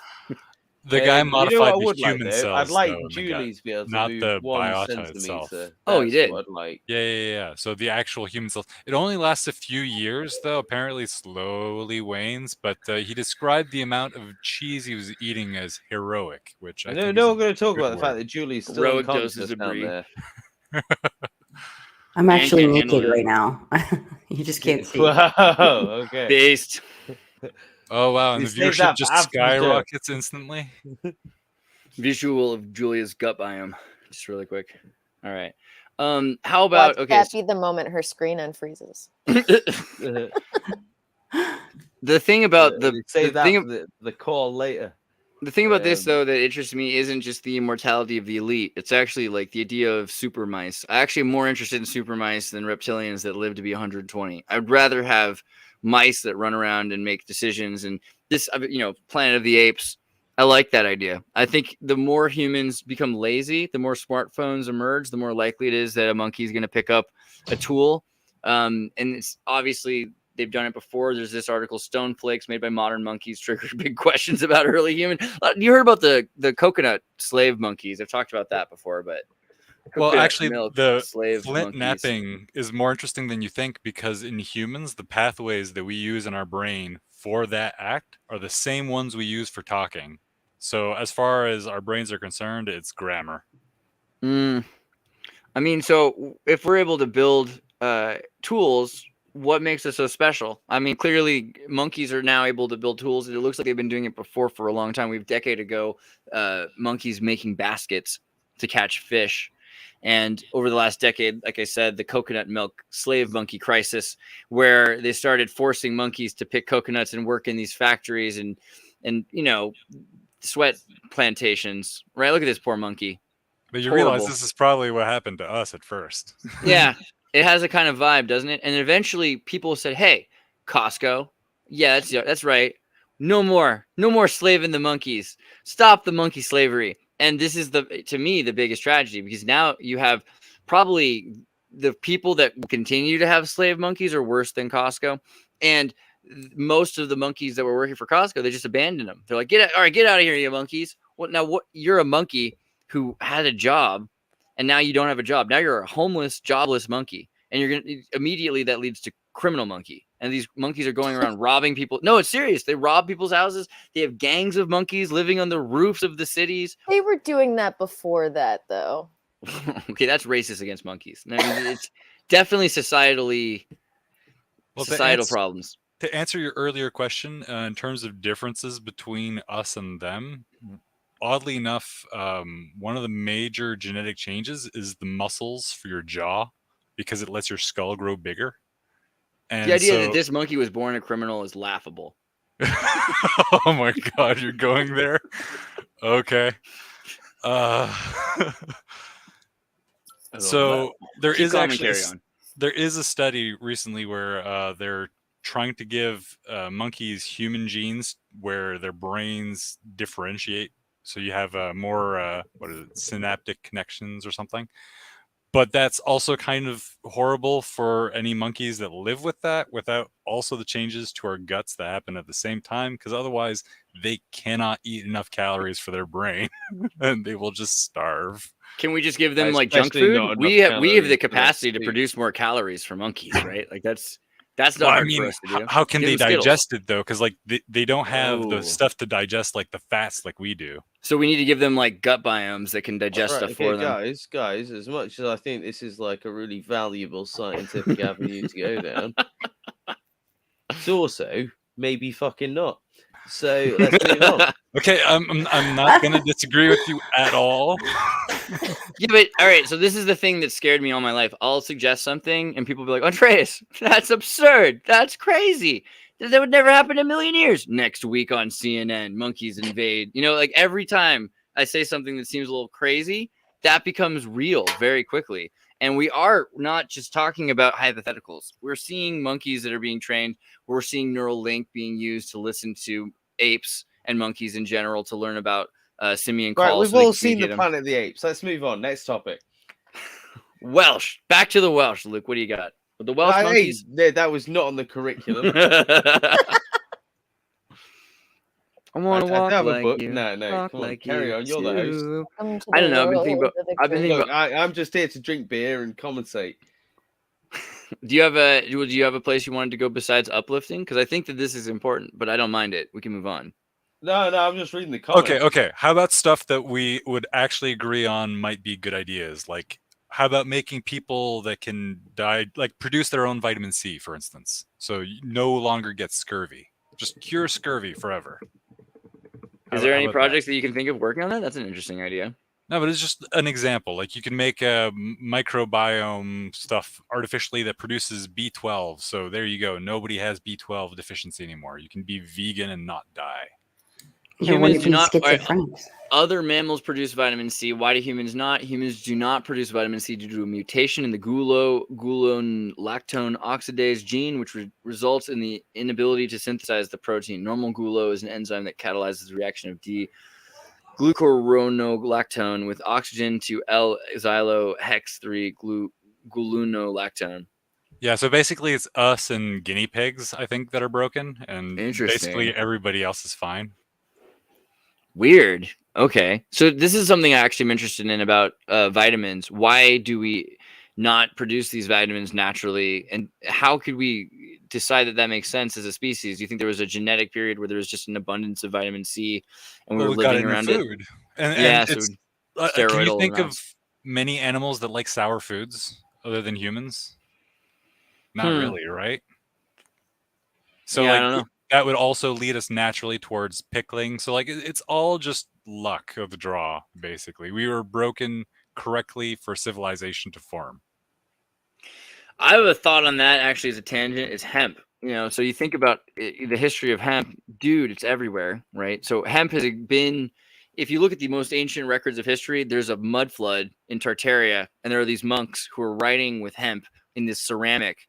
And it says, hey, there was a volcano, a storm, there's a super winter, nothing's grown in like 2 years. We've been living off nothing but hemp seeds, and we're still fine, and it's kind of an interesting early example. And over history, we can see Queen Elizabeth using hemp tincture for her menstrual cycle cramps. People using hemp sails, right? You all know this. Like the canvas in Dutch is cannabis. The Constitution, the Declaration of Independence is written on hemp. The sails of the Mayflower were hemp. The oil that lubricated the wheels across the Roman roads were hemp. So hemp oil, hemp plastics, it seems supernatural. But we have this 20th century phenomenon of the prohibition of the most valuable product. And that was at a perfect time for chemistry. And now, because of that, we can build all of the things we invented to replace hemp, which we've invented amazing kinds of polymers and plastics. We can start to make those out of hemp again. But we would never have invented those things if we hadn't cut off ourselves from hemp. Same thing with all these different studying medicines, right? If you could just take cannabis, we wouldn't have learned the intricacies of SSRIs because there probably wouldn't have been as big of an antidepressant problem. It's a hypothetical, but naturally we're in a position where we're studying parts of the brain we wouldn't have ever thought to look into because we cut off the most logical things that we survived off of. And cut our brains off from things that we naturally have receptors for and replace them with things that we don't naturally necessarily have the receptors for, but just kind of fit in where our receptors, fit into places that we have receptors. Right. That's kind of an interesting thing about, Alexander Shulgin's documentary, Dirty Pictures. Let me see if we can pull up the doc there. He invented all of these different kinds of psychoactive drugs and studied all these different kinds of biopharmacology effects that were produced by them, and was friends with one of the main guys from the DEA who had been traumatized as a child and forgotten it, and through ecstasy therapy had realized that a church had gone through an earthquake and collapsed in front of him and decapitated the kid in front of him, and he just blocked it out as a kid. And so he started realizing that there were huge benefits to these things. And DuPont even were saying, okay, we're failing at making antidepressants. So if you can isolate a non-psychoactive or a limited psychoactive molecule from the mescaline cactus, go for it. We'd love to see what you can come up with. His theory was we have all these receptors because probably over time those plants died out, and now we just still have the receptors for them. And we didn't just naturally produce these feelings because it would be dangerous to feel them 24 hours a day. Is right? this You the wouldn't be able to guy hunt together. whose lab was inside of a volcano, or am I thinking of the wrong person? I feel like you're thinking of the wrong person. He's got in the side of his mountain, he's got this nook that was in Contra Costa County up there. He passed away like 10 years ago now, sadly. I think. I think you're thinking of Dr. Fucking Evil, mate. That's a good photo, though. Dude, Sasha's a nice guy, interesting guy. He used to sleep a lot. By the time I actually met him, he was on a bench a lot. I worked with, you remember Jesse Clark, Ann? He filmed the last, I think, recording of him that we've got. And then that was kind of the end of it. But he'd been at 15. He graduated from Harvard, I think, or was it Yale? Was on a submarine for the U.S. Navy and memorized a chemistry book because he didn't know chemistry yet. So by the time he got out at 16 or 17, he was the greatest chemist. And he built, they put on the boxes of the pesticides that he made, the one that really works, right? Because he invented like the first functional snail pesticide that actually didn't destroy your garden and did kill snails. And from there, they're like, okay, what else do you want to do, kid? Just, mescaline, whatever you want. And it's interesting because it's the 50s. So there wasn't a huge anti-drug movement yet. Actually, there was a giant pro-drug movement. The pharmaceutical companies, the soda pop companies that had de-escalated the branding of soda as a drug from the drugstore, right? Trying to figure out ways of saying, oh, these things can be over the counter. They're safe, right? Modern medicine.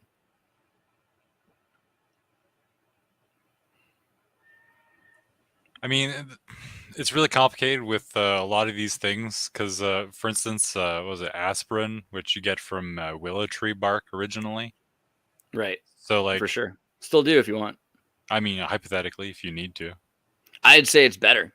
Supposedly it's better. And there's a lot. I remember I took like a 3-week course on the differences between generics and pharmaceuticals by, like, for instance, aspirin made as generic versus aspirin made by Genentech.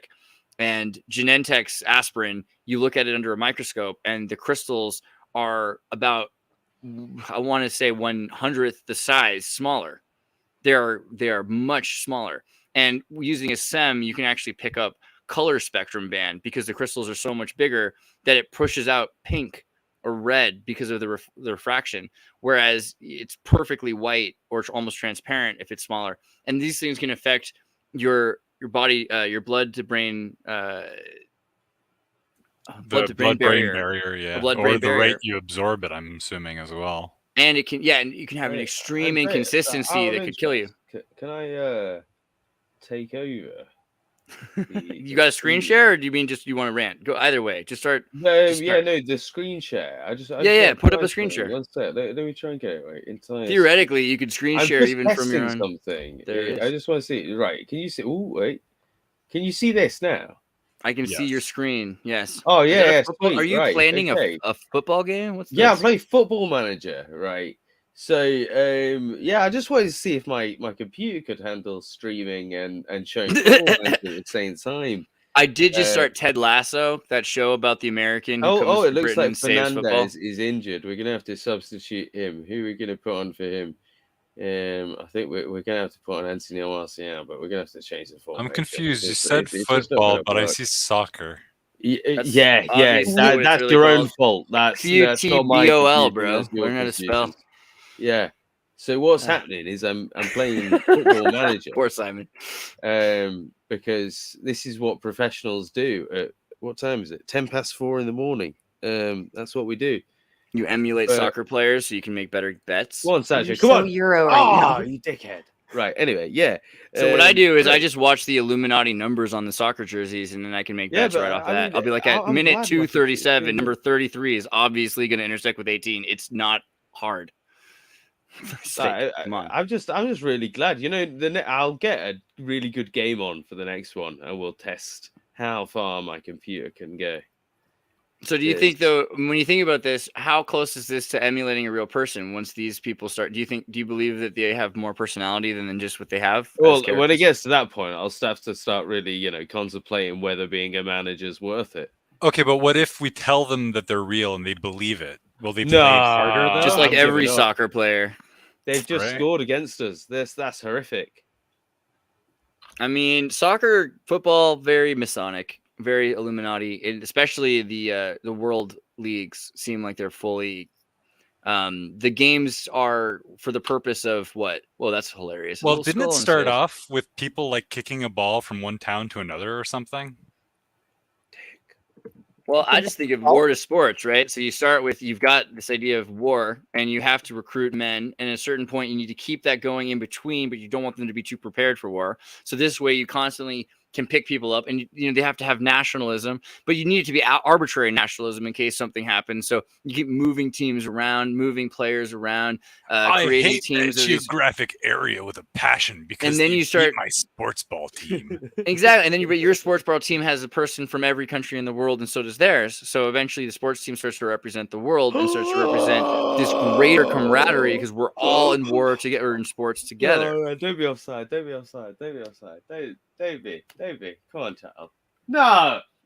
I mean, I remember showing this kid from Germany who thought how great Germany had become, because of football hooligans and how they stood up for freedom, pictures of the Germans in the 1920s, and really kind of correlating that they control people through sports, right? The sports are something that's a common ground that people can get on, and they can force people to fight over abstractions. Like, oh yeah, you're from another town. But again, you're not from another town. And they'll often be like, oh, he's the guy on that other team was on our team last year. Ooh, I'm just livid at my team right now. I'm absolutely livid. Well, it's basically just gambling your neurotransmitters. Like, oh yeah, my team won, so I feel better. I am a winner by, association. Which is exactly why we have a simulator for this. So like the people... do you think it'll replace? You think the simulator will replace? Because that would be interesting. Because soccer destroys. The world. I give up. Soccer destroys the world. If it weren't for soccer, there would be more species alive in the Amazon today. Is that what's really destroying the world? Soccer? We give up. That's what's happening. Okay, The well, World who's Cup, the World financing Cup it? will. We're going. Yeah. We're Pays going to go for look at history. FIFA, instead. FIFA will destroy the world. It's not FIFA. talking The about idea of FIFA is they go into any state, Go kind of on. like Eurovision. They use new infrastructure to build an entirely new city. Right, They what tear are we down looking all at? the old businesses that were there before. They put in new trains, and all of a sudden they move on to the next place. The Olympics does that as well. Right. So maybe it's all sports in general, but the Olympics is a better metaphor. Right, but it's not the sports. It's these large, corporations that do this, not the thing itself that does it. It's not gymnastics, it's the Olympics. It's not What you guys want to skiing. look at, by the way? True. Don't blame football. All right. Don't- But that's don't blame that's them. important that they're using sports to control people so much. And they have for a long time. Yes, just Yeah, as yeah. you started What this. would you guys like to look at? On And my now screen, through, if you'd like to? your computer getting your dopamine hit is where I, at 4 o'clock in the morning, my time, get up to chant mantra and do yoga. Which Wouldn't should like be to in do the that to a Olympics. There should crowd, be. too. Oh, right. You see, I would never get up at 4 a.m.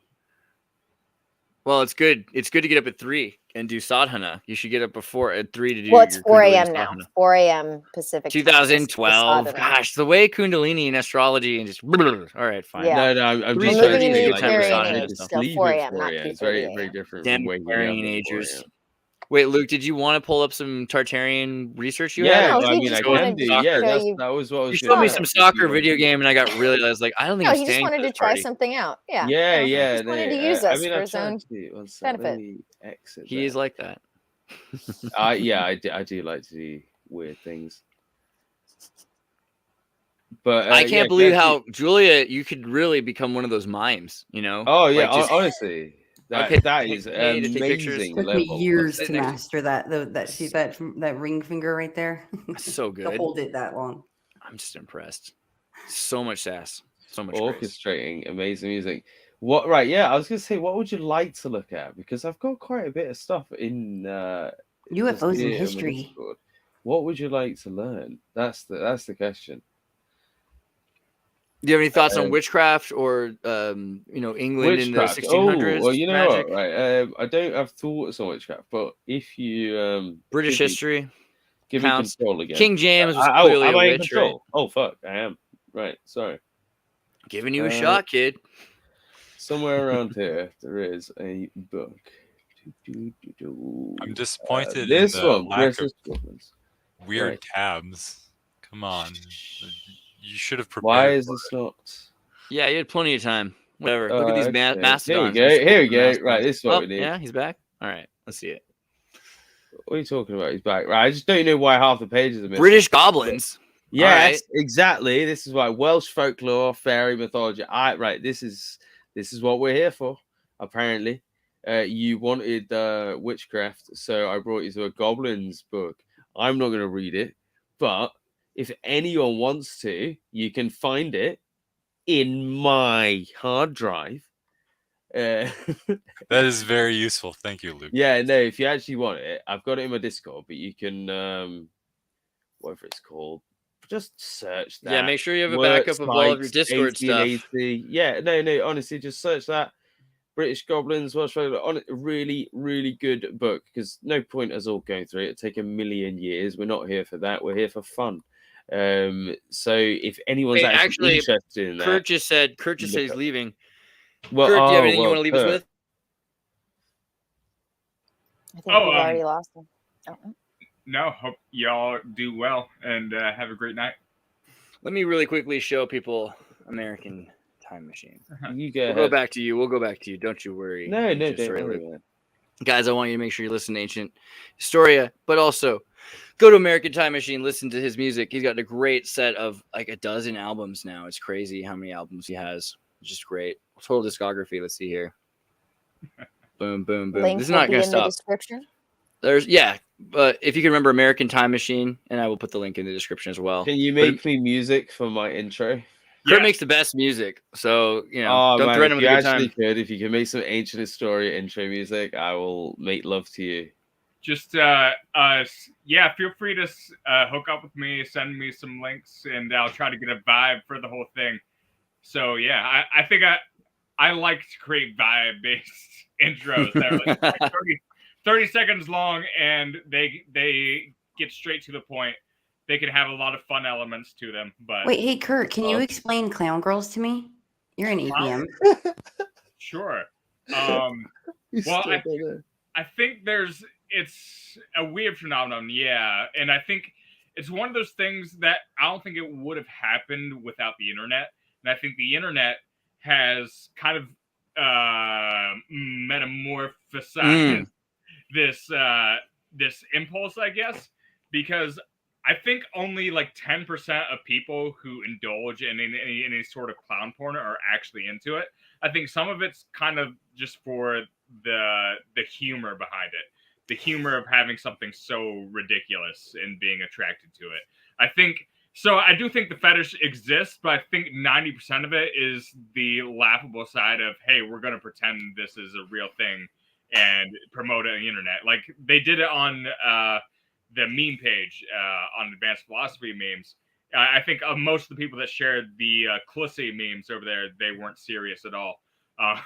Like it was just funny to meme about. But I do think fetishes are getting a little bit ridiculous too. So There's for sure, like big groups, yeah.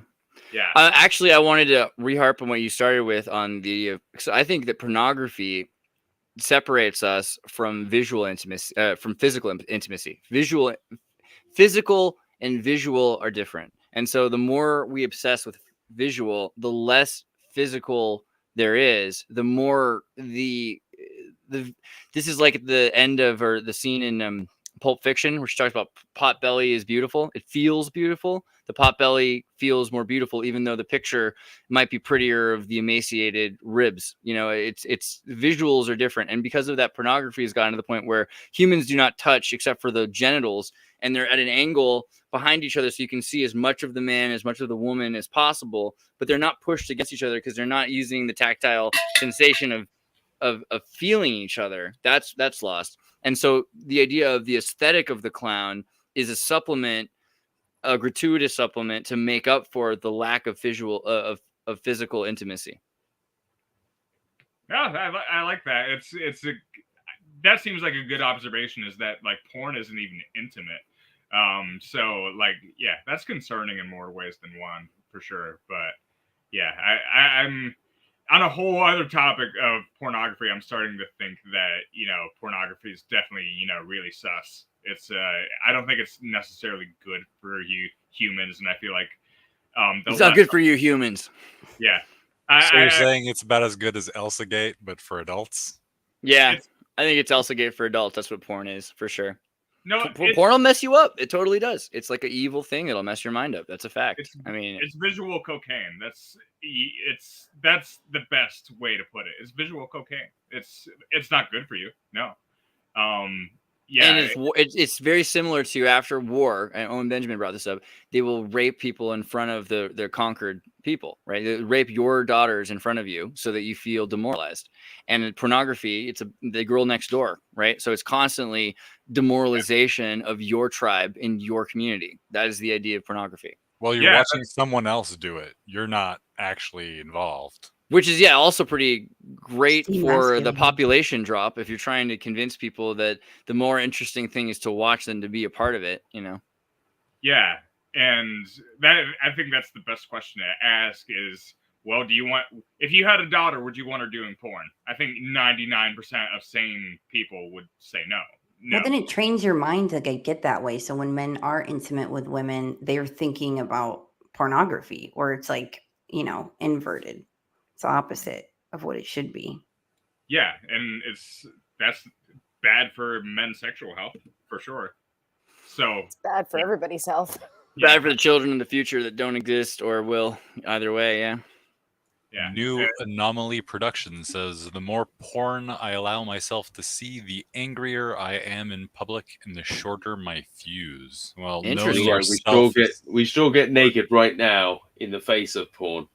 If you know how it affects you. Then, breasts against pornography. Let's go. No, I mean, I saw that's what what's his fire name? With fire. I just saw something about that the other day. Was it? It was Ryan. It was Ryan Long and Danny Polschuk did a thing about the elite, and they're pretending to be oil representatives, and they're like oil representatives for nude protests against oil. They're like, oh yeah. We love it. Yeah, keep protesting. The bigger the boobs, the better. Yeah, keep protesting. It's really doing a lot. It's really making us. We're paying attention. We are paying attention to the protests. Don't you worry. We're watching. Yeah. Well, okay, Luke, if you're gonna run for it, try to show me some Welsh stuff. You got about 10 minutes if you run, maybe 8. Oh, why are we ending?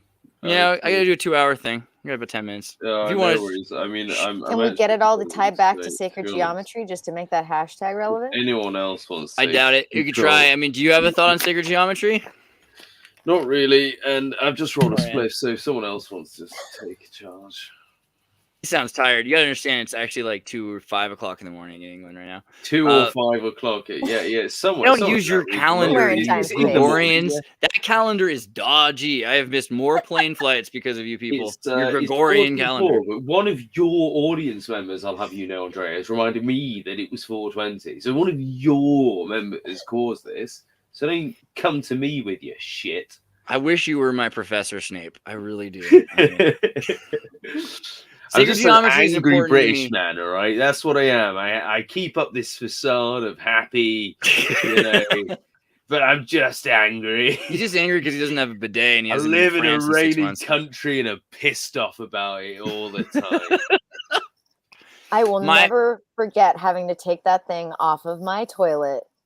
Your bidet? Because of you. Oh my goodness. Everyone should have a bidet. You know, I think it's pretty embarrassing to admit you don't have a bidet, but the fact that you had one and took it off. I took it off. I got rid of it. Yes. That's how you know someone just wants to be a barbarian. They're just rather you walking around with a dirty butt all day. It's just gross. I don't know. You know, it's like, you touch poop with your hands and you just take a piece of paper towel, just wipe it off and it's clean, right? It's America. Or you could only in America. Fecal transplant. Why would you use water? Or you could use like your bathtub and your you take a bath every take a bath every time you with water and cleaning. Logic there. I'll agree that doing it before taking a shower is the optimal move. No, not if you have a bidet mate 5000. I mean, those things are amazing and they have an air dryer on them. I'm just saying, smart bidet. That's the future. I wanted so desperately not to close on bidets. I wanted to close on sacred geometry. You don't have to do that. No, yeah, let's do that. That's my thought on sacred geometry is that humanity is in the image of God and it's not the other way around. And so much more important that we look at sacred geometry instead of pictures of Jesus, essentially. That's our big problem is we're constantly looking at the human aesthetic. And we are, if you were to move fast enough, this star, right? That's basically, you are the Vitruvian man. You are the movement of the universe. And we need to focus on how this is us, not just how you are sacred geometry, but how we are, I think is important as well. And I think we need to start supporting our real god Enki a little bit more. Just giving him a bit of a high five. Thanks for creating us every now and then, just so he knows he's important. Well, we do. I watched us. Little Mermaid was a great movie, and Howard Ashman is a dreamboat. But continue. Isn't Enki the one who slept with a woman and then slept with his daughter without knowing, and then slept with his granddaughter without knowing, and then he got that would make a movie. That's like there's a lot of propaganda out there. That's what I will say. I'm just saying the mythology is weird. It was a small town. I'm just saying, in the Bible boy is the real savior, right? If you go by the real mythology, Enlil, the one that we see as Zeus, which is the one that we actually attribute to being God, he is the one that just did not care about us and wanted to wipe us out. And Enki was the one that time after time kept sneaking the answers to us so that we could avoid death. And I just think, there's something to that. This boy was looking out for us. This weird little fish man was looking out for us. And that's the guy we should be looking out for now. Yeah, Luke, 1 minute, I hate Satanism. Next minute, we should get back to pre-Judeo-Christian values and worship Enki. I don't know. Isn't that what Nike's an anagram for? Enki? I see it. Yeah, it's true. Right, But Enki Nike is is Loki, is Jesus, is Poseidon, is also Prometheus, is a lot of people. He's Quetzalcoatl, but he's basically our boy. He's also The but mythology is a Nike mess. was the goddess too, which is interesting because I think we're in a point in civilization where the elite worship the goddess almost openly, and that's coming forward. We're getting to a point very soon where people are over patriarchy as a ideology, and they're into Mother Nature, who is cruel, right? Mother Nature is cruel. That is what she's known as. Mother Nature's cruel, God's cruel, we're all cruel. And we are the universe looking back on ourselves all at the same time.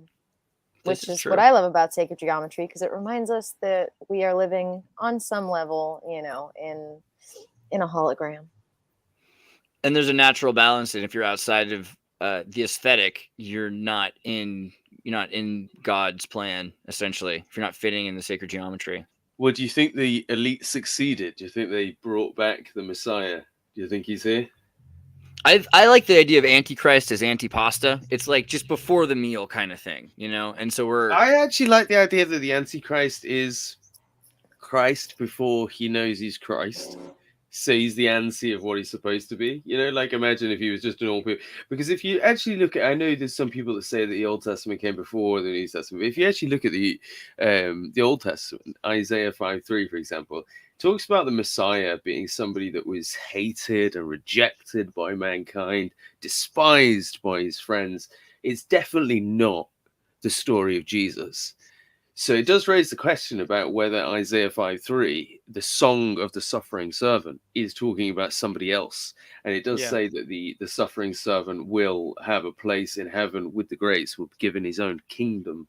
And I think that the song of the suffering servant might refer to almost an incarnation of Jesus that doesn't know that he's Jesus, because obviously Jesus from a young age, he knows, doesn't he?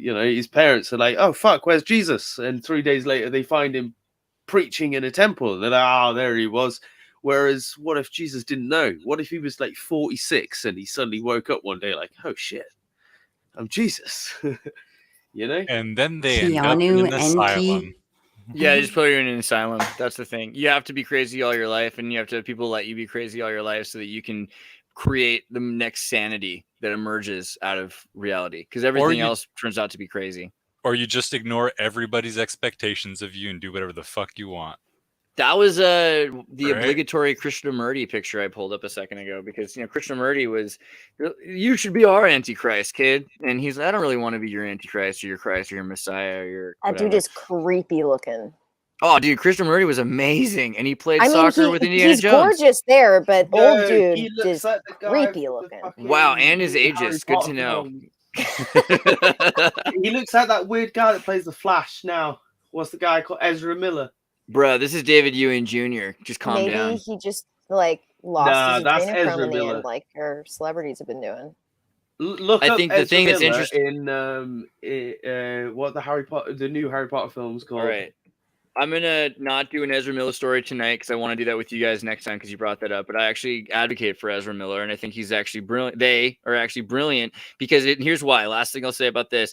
The video you see where they get arrested and they say they're transgendered and they can only be touched by a non-gendered cop is brilliant, right? From now on, if anyone ever tries to arrest you and you're non-gender, you can't be touched by a cop who's not the same gender as you. So they have to find a non-gender cop. And it got him out of a lot of trouble. And I think it's really interesting the more you look into it that they constantly, the mainstream media makes them look crazy. Those are not non-gender bullets. I cannot be penetrated. That's kind of sociopathic. Let's be real. We did a deep dive into the little Native American girl that he was supposedly kidnapping, and the interesting thing about the abuse in her family, the fact that she had escaped, that he had called her parents, was trying to keep her safe because she was on her own, independent, and had only met her. I was just trying to make a joke about how he kind of looked like that person. Yeah, but everybody hates Ezra Miller for the wrong reasons, and I feel like we gotta bring it up. Do they though? Do they? Well, that's for next week, I'm pretty sure. Balance Blackwood is the website.com, balanceblackwood.com with holistic. Oh, the W. Yeah, I get it. Holistic. Yeah. Whole health care with natural solutions for better life. I thought you put the emphasis on the hoe there. I was like, bro, what are you trying to say? Holistic. No. If you try to tie her up, she will tie you up Holistic. instead. Do not mess with the life got, coach. got But, an OnlyFans as well. but go to the Natural Solution for a Better Life. Sign up for the newsletter. You'll be surprised how interested you are to find these little pieces of wisdom in your life. They don't just scream at you like a lot of YouTube videos do. They just kind of whisper decent, useful. Oh, and remember to click on the Xirtus button when you say, "Where did you find me?" You found me at Xirtus, right? Right. MailChimp, very cool. Yep. I do one a month at most because I hate to, be spammed in my mailbox. So I only try to tell things to people on their email when like quality over quantity. Oh, you know what, right? But before you do end, I do want to don't give me control yet. Let me. Oh no, you're already here. Let me get something up. Right. Take control away because I need to find. I like looking at you while you try to do stuff. It's like you're checking your ATM machine. Right. One sec. Well, while he tries to do it, I'm just going to go to Ancient Historia. Right. Nice one. Right. Because I need to find this. So if you're trying to find videos for Luke, while Luke's trying to find videos from Luke, you can go to Luke's channel, Ancient Historia. 12,000 subscribers going strong. One sec. Yeah, no, I've got it. So when you're ready, tell me when you're on. Oh yeah. If I can troll for this, I'm cutting it out later. No, it's all right. Can you right. Can you see Ian McKellen? Yeah. There's no sound. Add sound. Wait, how do I add sound? Click on your window and the three buttons on the share on the bottom there where it says that up. Nope, not that. Do you want to figure it out next time, or do you think you got it? You think you can do it? No, you know what, right? I think I'm gonna just send it to you and you'll do it. That's the best way. I can't play the audio from my computer the way it's set up right now either. You're right. So I've got to do it, right? Oh, yeah, it's really baptize yourself. Right, I've got to do it. It's important. We've got to end it on this, right? A lot. Right, what do I click? If you don't hurry up, I'm going to show Clown Girls to everybody. Right, what do I click? God, hurry. Tell me what I click. This 3 buttons? That one there. It won't let you. Oh, because you're on Firefox. Yeah, just read it to us. Just put it up and do an impression of him. No, it's you and your Gregor impression. You have to hear him say it. I can't. You're the bad host. You haven't got this set up. Shame on me, Andreas. Shame on me. Yeah. No. Next time. Right. Next time. Do I go to Holly Julia? Is that the website? JuliaCameron.com. That's right. Julia Cameron. 1 second. Yeah, I have to give it to Julia for saying so still. Dude, so composed. Go to juliacayman.com and check out all of the options: seer, remote viewer, researcher, and speaker. And you can actually find some events that she's going to be doing soon. Here's the event. And that picture there is actually her, believe it or not, at the top that you just saw. Oh, yeah. Where is it at? Let's go back. This is her? Yeah, no, that is actually her. This is her? I've seen her myself. Yeah. This is true. Yeah, the future of AI is Julia. Yeah. But there's some... Kind of reminds me of that scene from Superman where the lady gets absorbed by the computer. I don't know if anyone's old enough to remember that film. I remember Captain EO with Michael Jackson, and he has to sing a song to turn the evil witch happy, and then when she's happy, she looks like this, But the Biomed Expo, which is this Friday, this weekend. This week. That's exciting. Mm-hmm. So, guys, if you're near LAX and you want to go to the Sonesta Hotel, and the thing about it is there's going to be a lot of really interesting speakers talking about holistic medicine, health, science, and a lot of things that really are important. And Julia's going to be there speaking as well. It's a great networking opportunity if you want to start to get involved with saving the world. Dude, I need to move so that I can be closer to some of those things. You should come to the one in Shasta in June, Anne. Yeah, that'd be awesome. So yeah, let's definitely set that up. Here's the Mount Shasta conference, June. Contact me here, and I will get you both Julia and Anne talking afterwards, because that would be an interesting idea. I think that would be cool. Magic is technology and life application. Simon, do you have a website you want me to share? No, not really. Honestly, it's kind of weird that I'm on the stream at all, being as introverted as I am. Well, if you want to come to my screen then instead. There it is. What blows me away. And I'm just doing me again. That's right. Come subscribe to me. This is me. You can also join, but I prefer you actually join the Patreon because YouTube are thieves and they take like 30% of my money. So What yeah. did you say, Julia? What? Back to you in the studio. Who's that British dude who's like this all the time? And you watch a man, you know, I'll autograph your cervix with my sperm. Russell Brand. Russell Branding. That's what's going on right now. Russell Nice Brand. Russell Oh no. Oh, do you want me to do Russell Brand? Like, oh my beautiful waking in wonders. I love you all. Thank you very much for tuning in to another episode of Ancient Historia. Actually, you sound more like Russell Brand when you're not trying to than when you are. Oh, okay, fair enough. the Zen of impersonation. Interestingly enough. All right, guys. Thank you so much, guys and gals, and everything in between. We'll see you next time, and I look forward to it. Thank you so much. Good Ciao. night.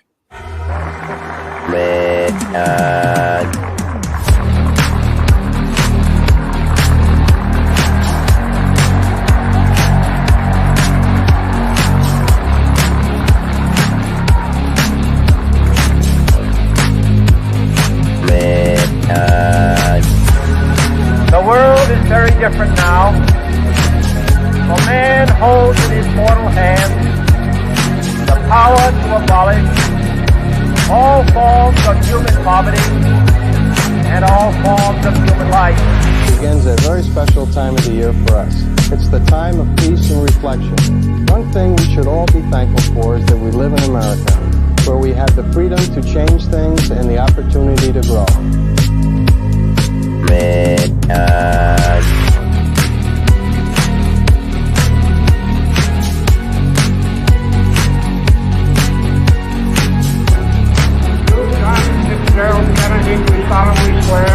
I, John Fitzgerald Kennedy, do solemnly swear that you will faithfully execute the office of President of the United States. That I will faithfully execute the office of President of the United States. And will, to the best of your ability, preserve, protect, and defend the Constitution of the United States. Preserve, protect, and defend the Constitution of the United States. So help you God. So help me God.